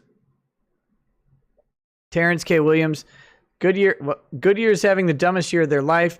This is so unfair and un-American. They are against police officers and Trump supporters. We have zero tolerance, one team. Acceptable. Black Lives Matter, lesbian, gay, bisexual, transgender, pride, LGBT, unacceptable. Blue Lives Matter, all lives matter, MAGA attire, political affiliated slogans or material. Now, Goodyear has released a statement about this. Goodyear has released a statement about this. Here's what they have said. A message from Goodyear to our customers, partners, and associates. Yesterday, Goodyear became the focus of a conversation that created some misconceptions about our policies in our company. For those not aware, a widely circulated image sparked a strong reaction, and we wanted to take the opportunity to provide some important context to the visual and our policies. First, the visual in question was not created or distributed by Goodyear Corporate, nor was it part of a diversity training class. To be clear on our long-standing corporate policy, Goodyear has zero tolerance for any forms of harassment or discrimination. To enable a work environment free of those, we ask that associates refrain from workplace expressions in support of political campaigning for any candidate or political party, as well as similar forms of advocacy that fall outside the scope of racial justice and equality and equity issues. Notice what they did here. Fall outside the scope of racial justice and equity issues. So Black Lives Matter and LGBT are included. So they haven't actually denied the content of the graphic. They just said, we didn't make it or distribute it. Who did? Who did? Second, we appreciate the diverse viewpoints of all of our more than 60,000 associates, which are at the heart of many of the policies we establish. Fostering an inclusive, respectful workplace is important to establish teamwork and build culture, which is another reason we ask associates not to engage in political campaigning of any kind in the workplace for any candidate, party, or political organization, except Black Lives Matter. Right? Except Black Lives Matter. Third and finally, Goodyear has always wholeheartedly supported both equality and law enforcement and will continue to do so. These are not mutually exclusive. We have heard from some of you that believe Goodyear is anti-police after reacting to the visual. Nothing could be further from the truth. And we have the utmost appreciation for the vital work police do on behalf of our shared communities. This can't be said strongly enough. That is there. I don't know. Where'd this infographic come from? Where'd the infographic come from? We'll see. I wonder what we have. What else do we have here?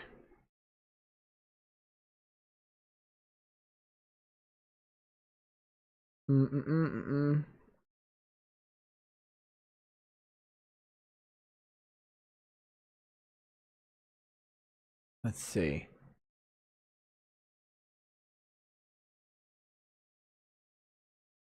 So where is there? There was one I wanted to point out.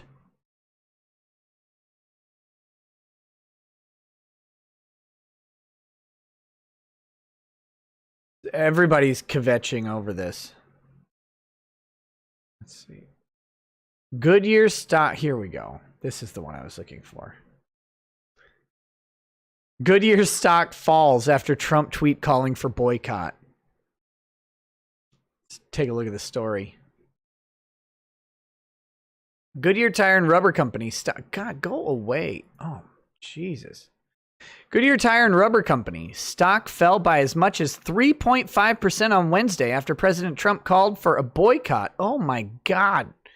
I have ad block. Called for a boycott. Wait, I don't. Ad block is terrible.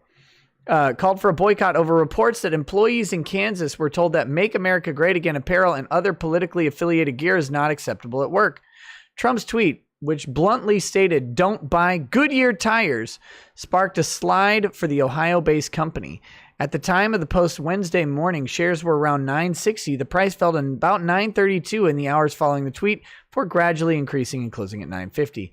Trump's call for a boycott came after an NBC affiliate in Topeka reported on a Goodyear ban on MAGA attire, as well as any clothing that features the Blue Lives Matter slogan, according to a PowerPoint slide from a diversity training session.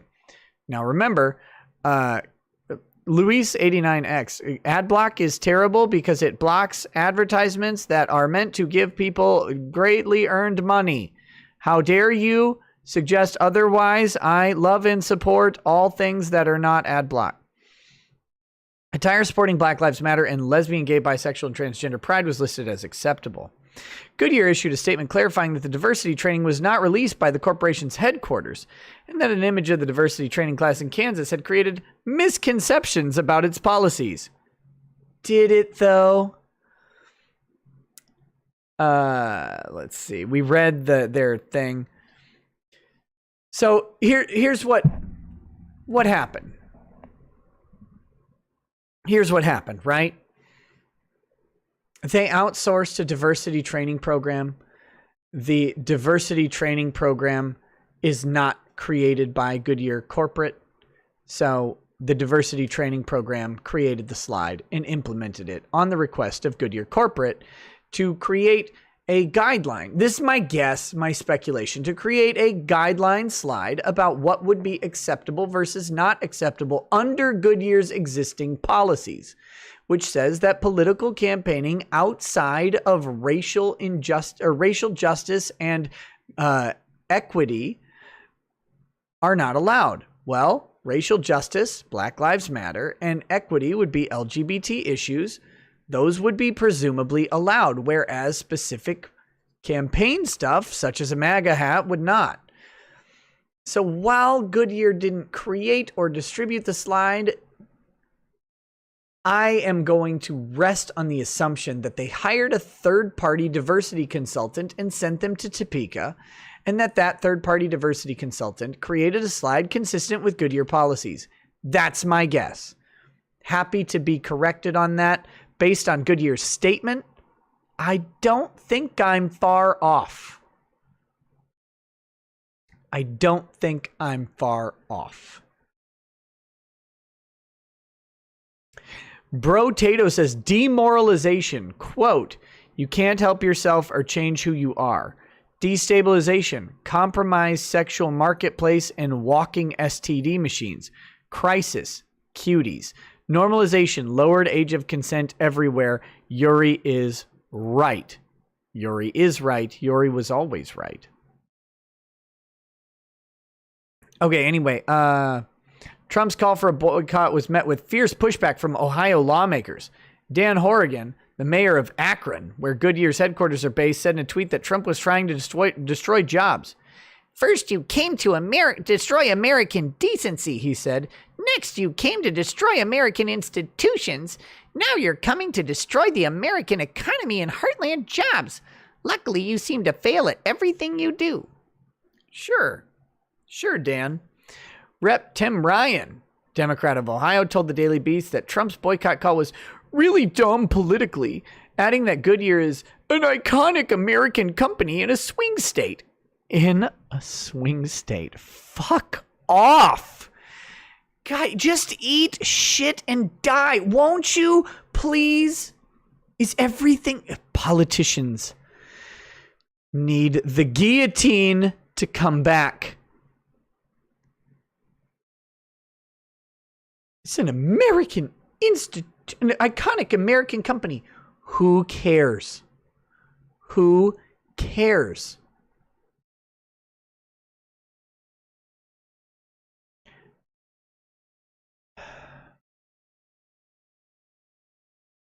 It's just a company. It's just a company. For fuck's sake. We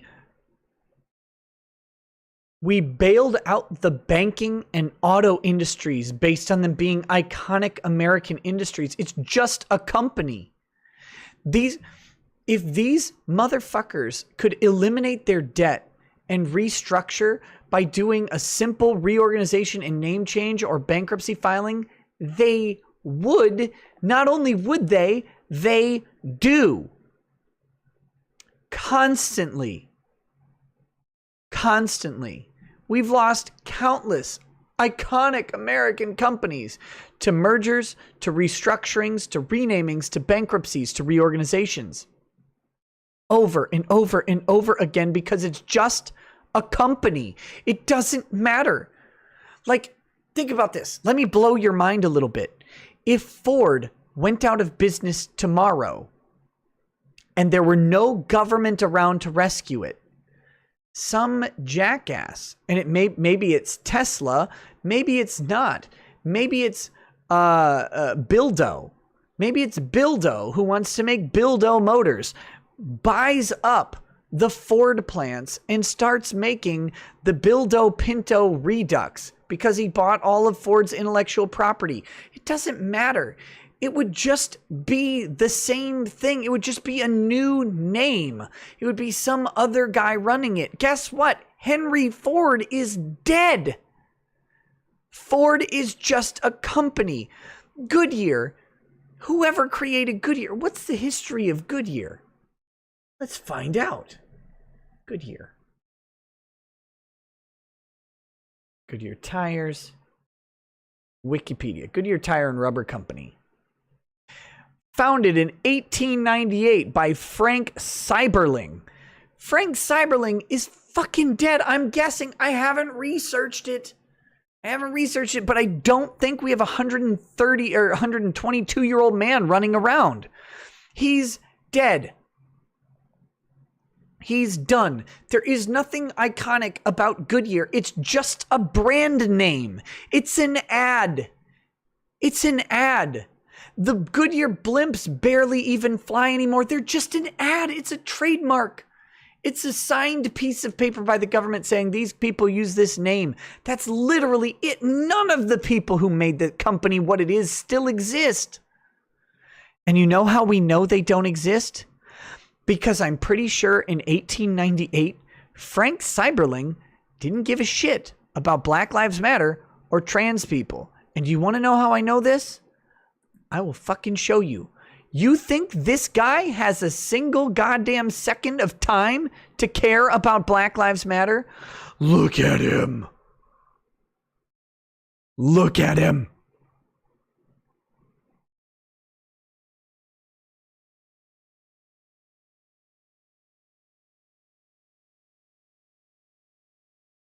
What about his personal life?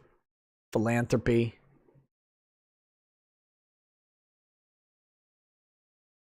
Let's see, he's born in 1859. He's a child of the damn Civil War. He's the second of 9 children born to John Frederick and Catherine Miller Sieberling. Sieberling had 1 brother and 7 sisters. Oh, you know he's already pissed. 1887, he married Gertrude. He married a woman named Gertrude. This guy is older than Jesus. The couple had 7 children, 3 girls, Irene, Virginia, Grace, Winona, and 4 boys, Frederick, Willard, Penfield, and Franklin. Everything about this guy is old. Their youngest daughter, Grace Winona, died of bronchial pneumonia at only 18 months old. Sieberling died in Akron on August 11th, 1955 of pneumonia and is buried in Glendale Cemetery. I'm not going to read his biography. He doesn't care about any of that. The man wanted to put rubber to the road. The man wanted to put rubber to the road. That's it. You don't have time for everything else when you're building a giant rubber company. Anyway.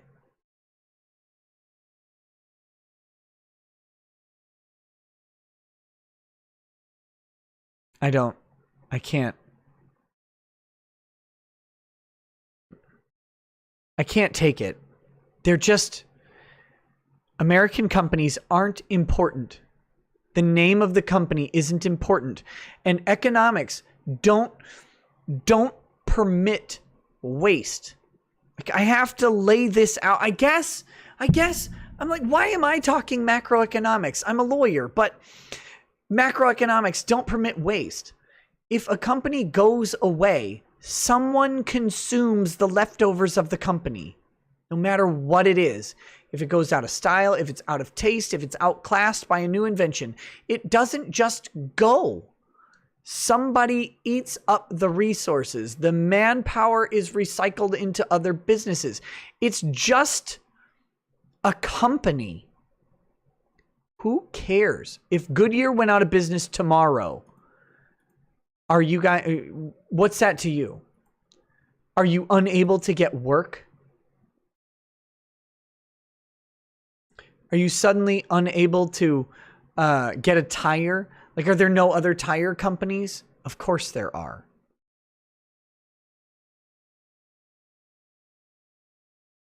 Anyway. Let's see. Let's finish this up. But it shows the problem that he has. It's more about him than it is about other people. Trump's tweet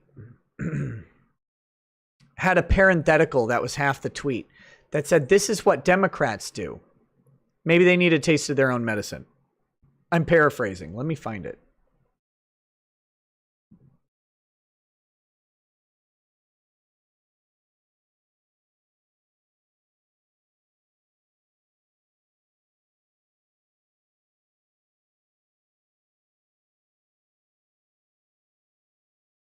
Let's see. Here we go. Where are we?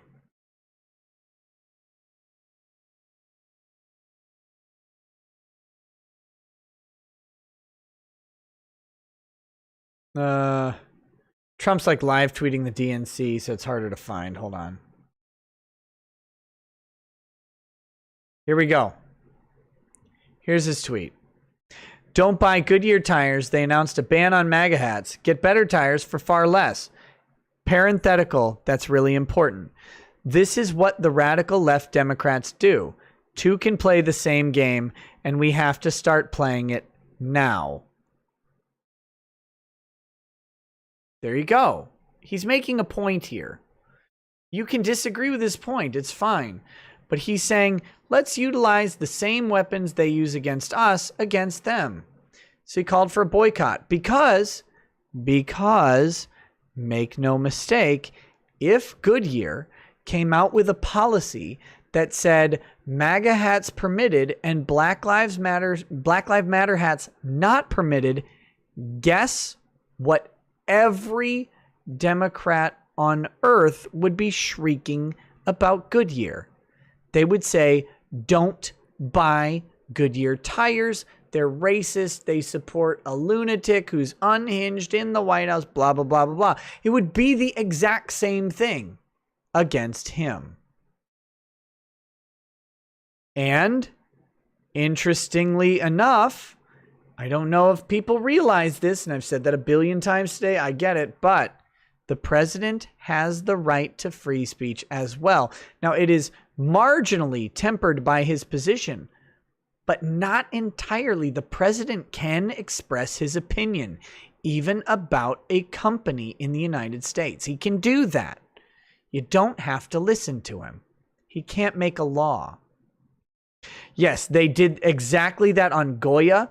They've done it on the My Pillow thing, the My Pillow guy. And that, to be clear, the My Pillow guy seems like a dork, and I don't have a My Pillow, and I probably wouldn't buy one. But that, I mean, they do the same thing to anybody who supports Trump. Their business goes to risk immediately. Fenrir the Wolf says, "Hey Nick, not sure if true or already mentioned here. By the way, thank you very much for the generous chat. But I saw someone's Facebook post saying there's also something called iPedophile on Amazon Prime. Probably some fucked up documentary trying to explain away and normalize this sick shit. Boils the blood." I have no idea what that is, and I really hope you're wrong. I really hope you're wrong.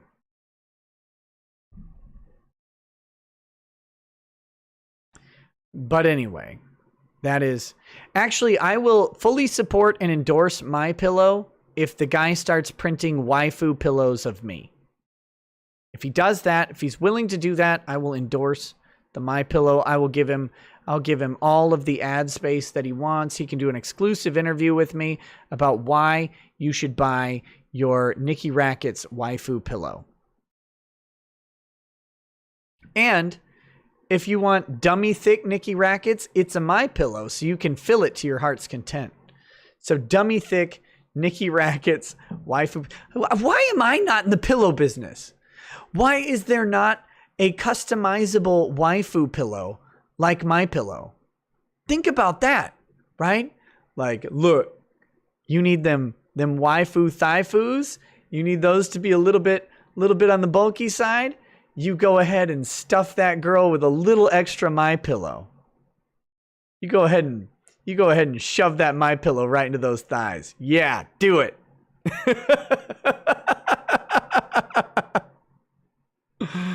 Oh, I need to partner up. I will be a billionaire.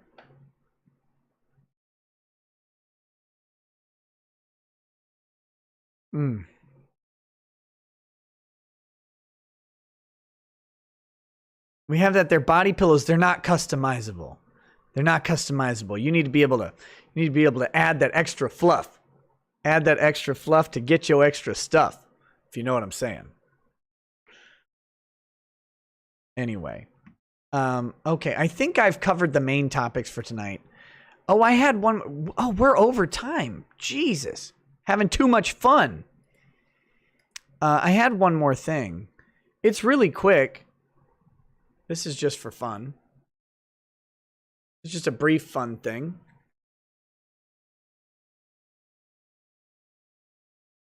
Let me go to my bookmarks.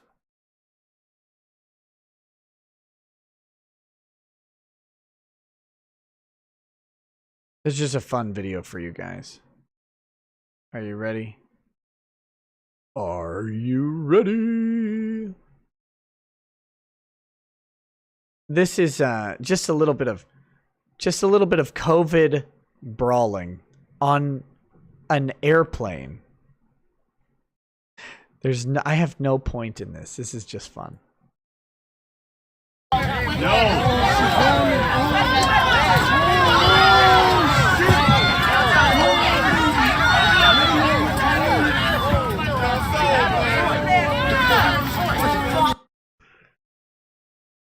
That's all I got. That's the whole clip. It's just 12 seconds.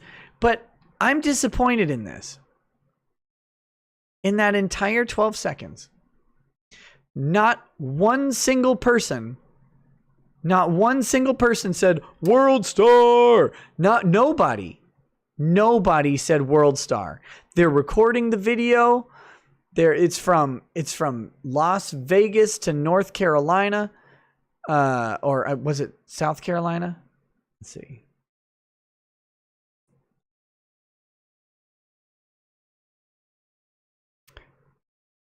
CLT. Or wait, LAS to CLT. Yeah, Las Vegas to Charlotte, North Carolina, yeah. Not one World Star. I don't get it. I wait for the day. Every day. I wake up and I go, today's gonna be great. I sure hope random people get in a fight in front of me and I can record it on my cell phone and yell World Star. Every night I go to bed and I say, dear God, please let me witness an IRL fight so I can record it on my cell phone and yell World Star. If you could just do that one thing for me, I promise to genuflect next time I'm in church. And I just can't, like, it doesn't happen. It never happens to me. I'm very depressed.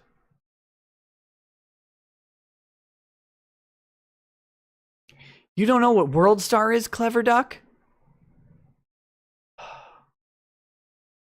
Clever Duck. I've got a fun day for you. Just go on to YouTube and search for World Star. That's all you need.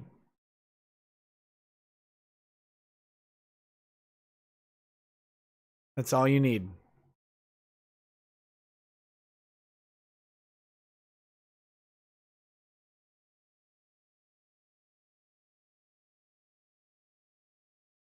All right. Well, that's the show for the evening, guys. That's the show. Hope you guys are enjoying it. I'm going to do the Streamlabs chats and the super chats and all that stuff. Of course, I'm going to do that now before we actually end the show. But that's the main content of the show.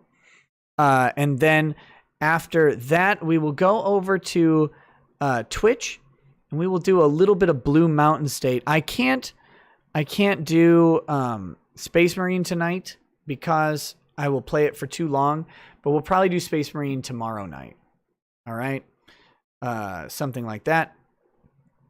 Also, if you guys are familiar with Mersh, Nightwave Radio, also a co-host or whatever of Revenge of the Sis, I'm hoping to meet up with him while I'm down here in Florida. And I may do that one of these upcoming nights. And if I do, maybe I'll arrange for him to guest on the show sometime or something like that. And we'll hopefully have a good chat. So, anyway, let's go ahead and do the Justice chats and the Super chats. We'll watch Blue Mountain State on Twitch. That's what I mentioned. My brain skipped. Blue Mountain State on Twitch tonight. We're on Season 2, Episode 5. It's a great show. Come enjoy it. It is gratuitous. It is ridiculous. It is also poignant and fun. Most important, it is fun. I'll be back in my man cave somewhere around the beginning of September. I'm not sure the exact dates. So. Also, if you haven't watched it, If you haven't watched it, I did 2 videos yesterday. One on Trump's pardoning of Susan B. Anthony, and another that I think slipped under the radar because YouTube's notification system has gone straight to shit. It was the Russell Greer video where he tries to make a good First Amendment point and fails miserably. But go ahead and check that out if you have not. Let's do these chats. Also, buy a mask or whatever if you want one. Grift. Will you do a show with Laura Loomer about her win with her on? I don't know Laura Loomer. Sharon Young, I will tell you exactly when I'm traveling. The only reason I haven't disclosed the specific dates that I'll be traveling back is because I'm not 100% positive that they will happen. But when we get closer, I'll let you know. So, that is that. All right. Crusader Saracen says, by Allah, I swear if you call Netflix Cuties filmmaking, I will beat you with 37 worn out shoes and then behead you. Crusader says, Netflix, you deserve nothing but the angry end of my wood chipper. May Allah bring dark hours and disaster upon you. And that is Crusader Saracen, peace be upon him. Silky Johnson says, officer, I swear the penis in the hand of the masseuse attached to me is not mine. It's a planted penis. I've never seen that penis before. I'll go in front of a penis lineup to prove it. Even so, this is handy for freedom. USA, yeah, zoop. Siren Jack says, Nick, but a black Southern drag queen describing her look. Oh, so it's me, but as a black Southern drag queen describing her look.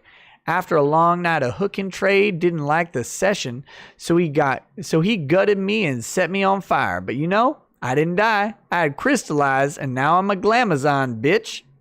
I don't know what that means. I don't know what that means at all. Silky Johnson says, Nick, I hope hell is real because the people responsible for that abomination should burn and be sodomized by ghouls and their spiked penises. Well, actually, they'd probably enjoy that. I mean, what's next? Bang the child bigot. These people are less than human. Unfortunately, I think you might be right. Mercenary X says, you're starting to sound like that Nietzsche quote about hunting monsters and becoming one. You are sounding like you are giving into darkness. Remember my rule? It's not real. Ignore it. If it is, Minecraft them. Problem is people will get carried away. I fear that. Mercenary says, I'm sorry if I upset you, but I have to be this way with my rule because otherwise I'll go insane. Drawings are just that, drawings. I've said that. I don't care with drawings. It's the people who can't differentiate fantasy from reality I worry the most about on both sides. No, I've said I don't want them banned or anything, but I wish they didn't exist. I don't want heroin banned, but I wish it didn't exist. Lots of things I don't want banned, but I wish didn't exist. Malik Foxen says, the fact that you would identify as a map means you haven't finished your journey just yet. Back to work cleansing yourself. You got shit to do. Nailed it. Mercenary X says, but I have to agree, it's just too creepy, especially with this whole owl house right now. I know it's a drawing, but it's the intent of the artist. They're trying to push minors together in a cartoon aimed for children. The ones pushing this on kids make me sick. Malik Foxen says, this trailer is fucking eerie, dude. Holy fucking shit. Chevalier says, that Call of Duty trailer was the biggest white pill of the year. Imagine how many gamers are going to rise up. Crusader Saracen says, the sword of Damocles is a metaphor about the danger deterrent that political power is supposed to carry. The problem with current American politics is that U.S. politicians don't have the sword, but the giant foam finger of Damocles, much less effective. Silky Johnson, every time I say it, it's horrible, says, what I love about Trump is how he gives no fucks about anything he puts on Twitter, and he knows that the lunatics will set their hair on fire over anything he says. Isn't Susan B. Anthony considered a racist now because of his pardon? Yup. Trump playing 8D chess. Malik Foxen says, Rackets, I got some bad news. iPedophile is a thing. It attempts to give you insight into the thoughts of a pedo. 1 star on Amazon Prime. Right below it, quote, all men are all men pedophiles? Question. 2 stars. Someone went through the trouble of making these.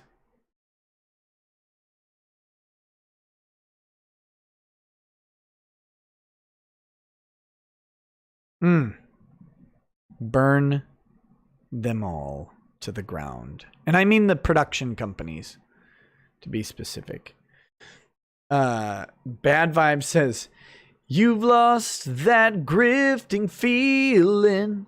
No One Important says, press 1 if you already subbed to Analog. Sam W says, Nick got a DMCA from Aniplex NA. I am in your DMs. Okay. I will check it out. The Gentleman's Sausage says, I'm tired of people dodging the looming question about the Goodyear issue. We know who led the boycott because they tried to rubber out once before. Chambers of My Heart says, hashtag save James. Look in your DMs, both Twitter and Discord. I send you all court docs. I'm in contact with Jeff Younger. I covered the hearing last year. Oh, thanks, Chambers. I did see your messages. Sorry, I need to respond to you.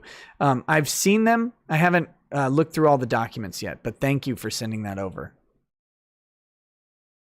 It's anime log, not analog. Okay. Dr. Teeth says, work overnight at a gas station in the Detroit area. I never mention masks to anyone who comes in. I don't want to get shot or stabbed. I don't blame you, buddy. Stay safe out there. Jeremy Zeffler says, hey, Nick, are you familiar with It's a Gundam? You should reach out to him and have him on the show. You guys may be the last few edgelords on YouTube. I like that guy. It's great.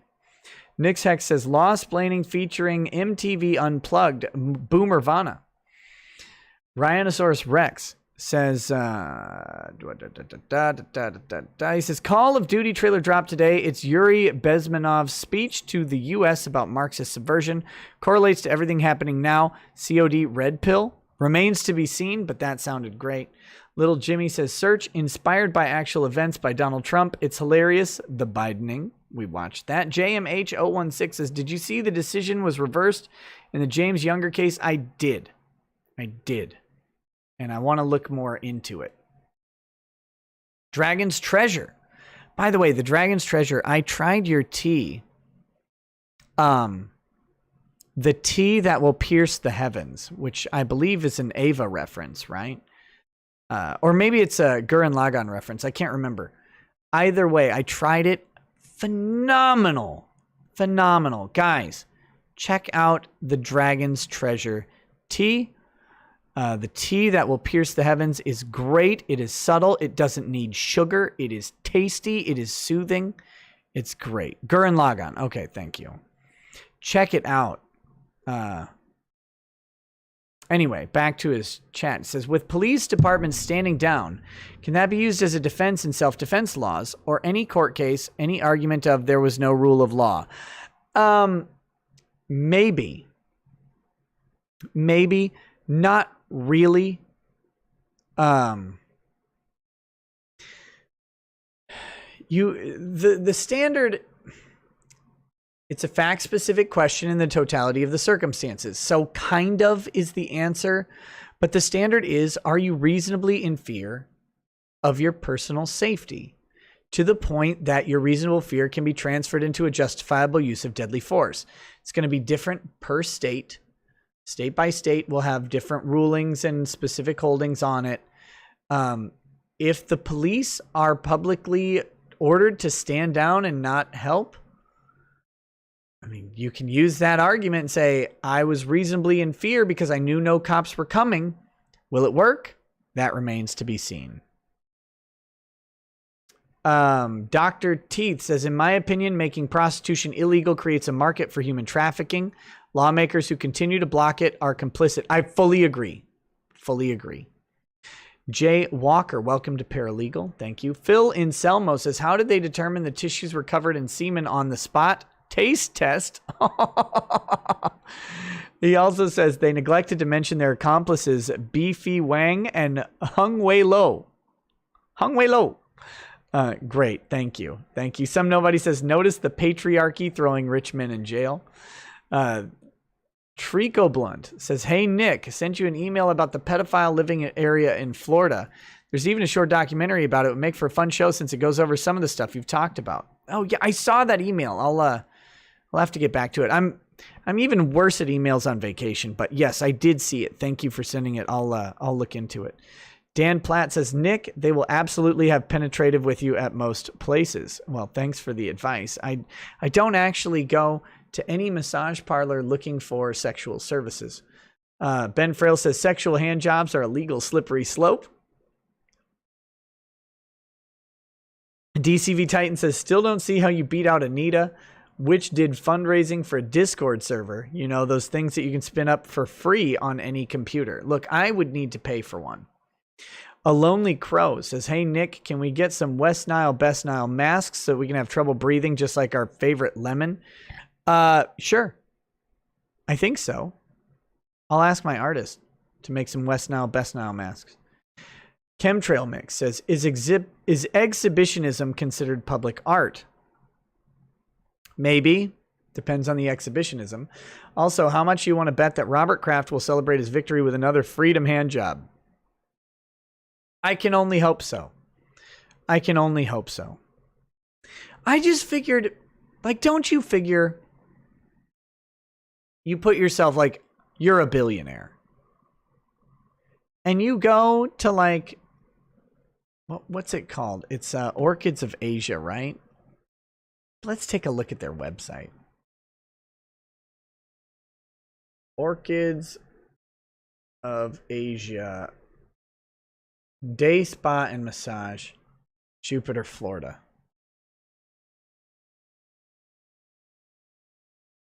It's permanently closed.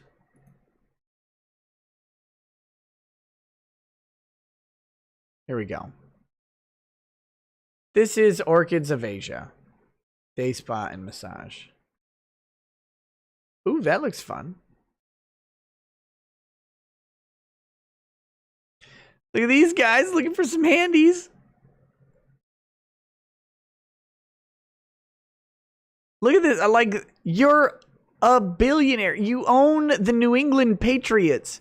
You can just hire your top shelf Ukrainian prostitute from wherever and just ship her over. And instead, like, you walk into this place where you can get massages and open facials or whatever, and that right next to a MindQuest escape games. Like, if I'm a billionaire, I don't think I'm going to Orchids of Asia Day Spa.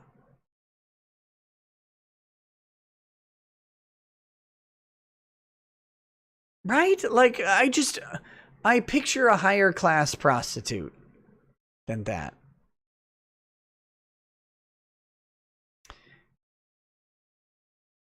Okay, next we've got Andrew War Snowboard says, Toronto Raptors president Masai Ujiri was shoved by security after the Raptors won the title last year. Racism? Yes. Garmer 89, thank you for the donation. Cormoran says, this is like Footloose, but for pedos. Oh my God.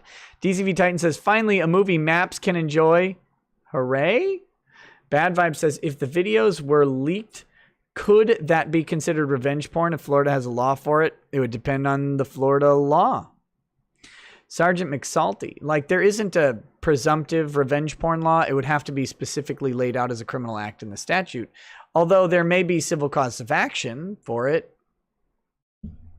Sergeant McSalty says, if this is the kind of crap France puts out, maybe we should have let the Germans keep it. Luminaire says, funny, all the SJWs who complain about anime are silent on Cuties. Oh, of course. Of course. Because SJWs only care about the image of women. That's something that needs to be focused on a little more, is social justice warriors are not concerned about a woman.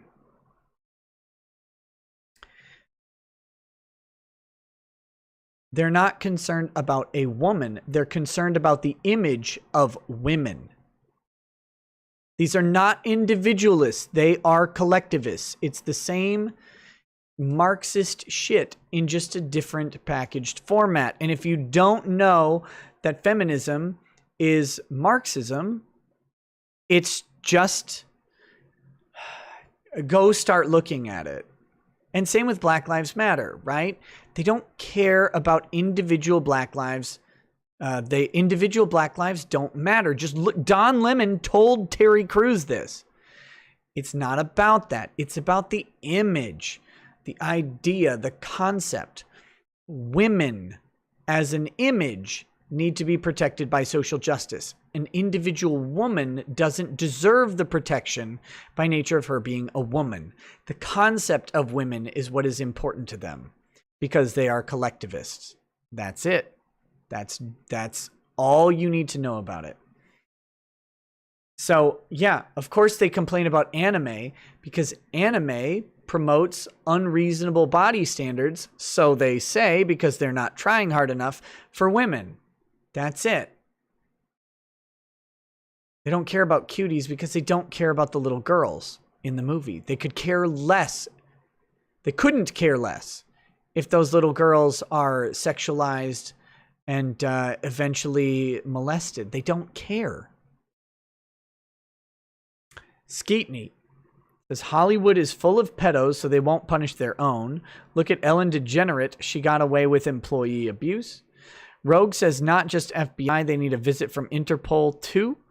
Conspiratorial Walnut says Nick, Netflix is showing they love twerking children of all colors.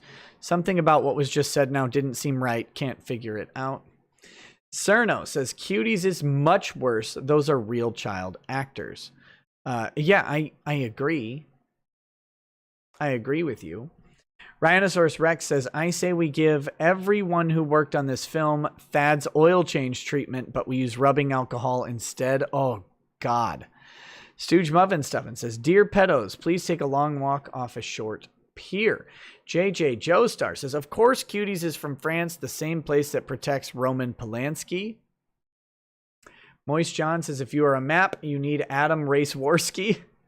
Samael 527 says, but Nick, it's art, it's artistic, and it's making an important message. Matt Field says, 1984 audiobook is free on YouTube. 11 hours time well spent. The Bidening had me bent over and gasping for air. I was as red as you are. Zoidberg Law. Samuel 527 says, hey Nick, I've been doing litigation for about 6 months and am continuously amazed by the underhanded tactics defense counsel tries to pull. What are some of the scummy underhanded tactics you've had opposing counsel pull? Bad citations. Mostly my opposing counsel is prosecutors. And so literally everything that they do. But the scummy and underhanded stuff is having cops lie on the stand when you know they're lying. That's the worst part. Having prosecutors charge people for stuff that they and the state know are not illegal, but forcing them to be arrested and then have to go on probation for their release pending trial and having to pay for their randomized drug testing, even though the thing they were arrested for was known not illegal. That's the shit that I've had to deal with a lot. That is frustrating. I Love Adblock says, I heard Sam Hyde on his way to Netflix HQ. He said, I'm going to make 9/11 look like a joke. Hope he gets away with it. Oh my God.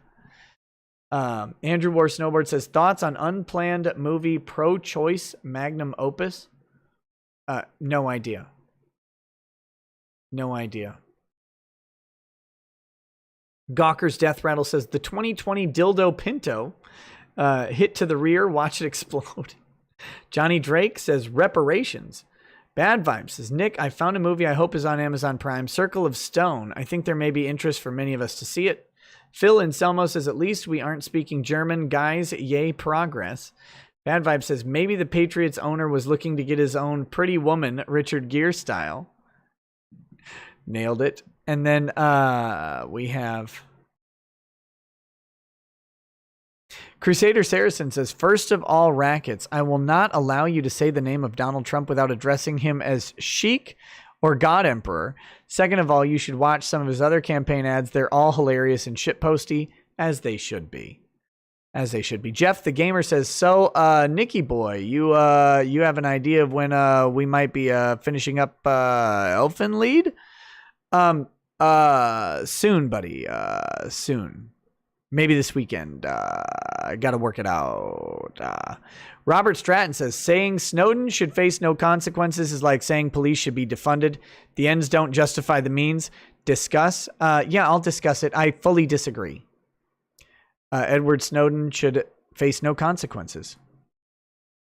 There isn't a way he could have released what he released. It's not possible for him to have done it without breaking the law. And the law was meant to shield the government's improper actions. And I'm very sorry that some bad things, a few bad things happened because of that. But a lot of bad things were happening that stopped happening, or at least were reduced in scale by the release. And that's just the way it is. The government was acting unlawfully. And the only people, or I should say the main people demonizing his actions are the government. Why would they do that, right? Well, this guy who leaked all of our illegal activity, well, he caused bad things to happen. No, you did. No, the government did. And he said, well, he hampered the government's ability to surveil people. Yes. Yes, he did. He did that. Sorry, government, don't act illegally. That's like saying, well, the crack dealer can no longer donate to charity because he went to jail. Oh, I'm sorry that the crack dealer, that the charity was negatively impacted by the crack dealer having to go to prison, but he was dealing crack to children, which is illegal. There we go. That's my discussion on it. All right, guys. Thanks for a hell of a show tonight. Lots of fun. Hope you guys enjoyed it. Let's get this outro playing, and then we will see you over on Twitch. Have a good night. Peace. Peace.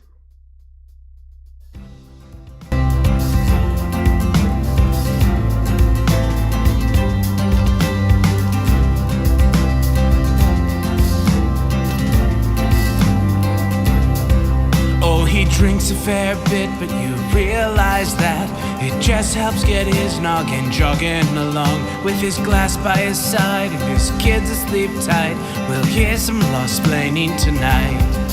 With his microphone muted, we'll laugh at this boomer until he explains it's all part of the plan. Watch his face become redder as he becomes meta, raging at idiots from Twitterland. From the white shores of Maine to the hills of Glenlivet, there's no one who explains the law better than Nick. So pour out a glass for the ones who have passed to make the law what we have now. Oh, his lady is fair, and she handles herself with the grace of one who has borne many children. As the wife of a lawman, she makes sure that he has the time and the place to provide for them there. So pour out an art bag, a bow, more a love rug. The spirits flow as the ones who get unemployed. So pour out a glass for the deposed on Twitter as we hear law-splaining tonight. From the white shores of Nam to the hills of Glenlivet, there's no one who explains the law better than Nick. So pour out a glass for the ones who have passed to make the law what we have now. Oh, the guests are all plentiful, from Doug T to Drexel. They bring their perspective and spice to the mix. But the reason we're here and the one that we cheer is the one who is showcasing us his career.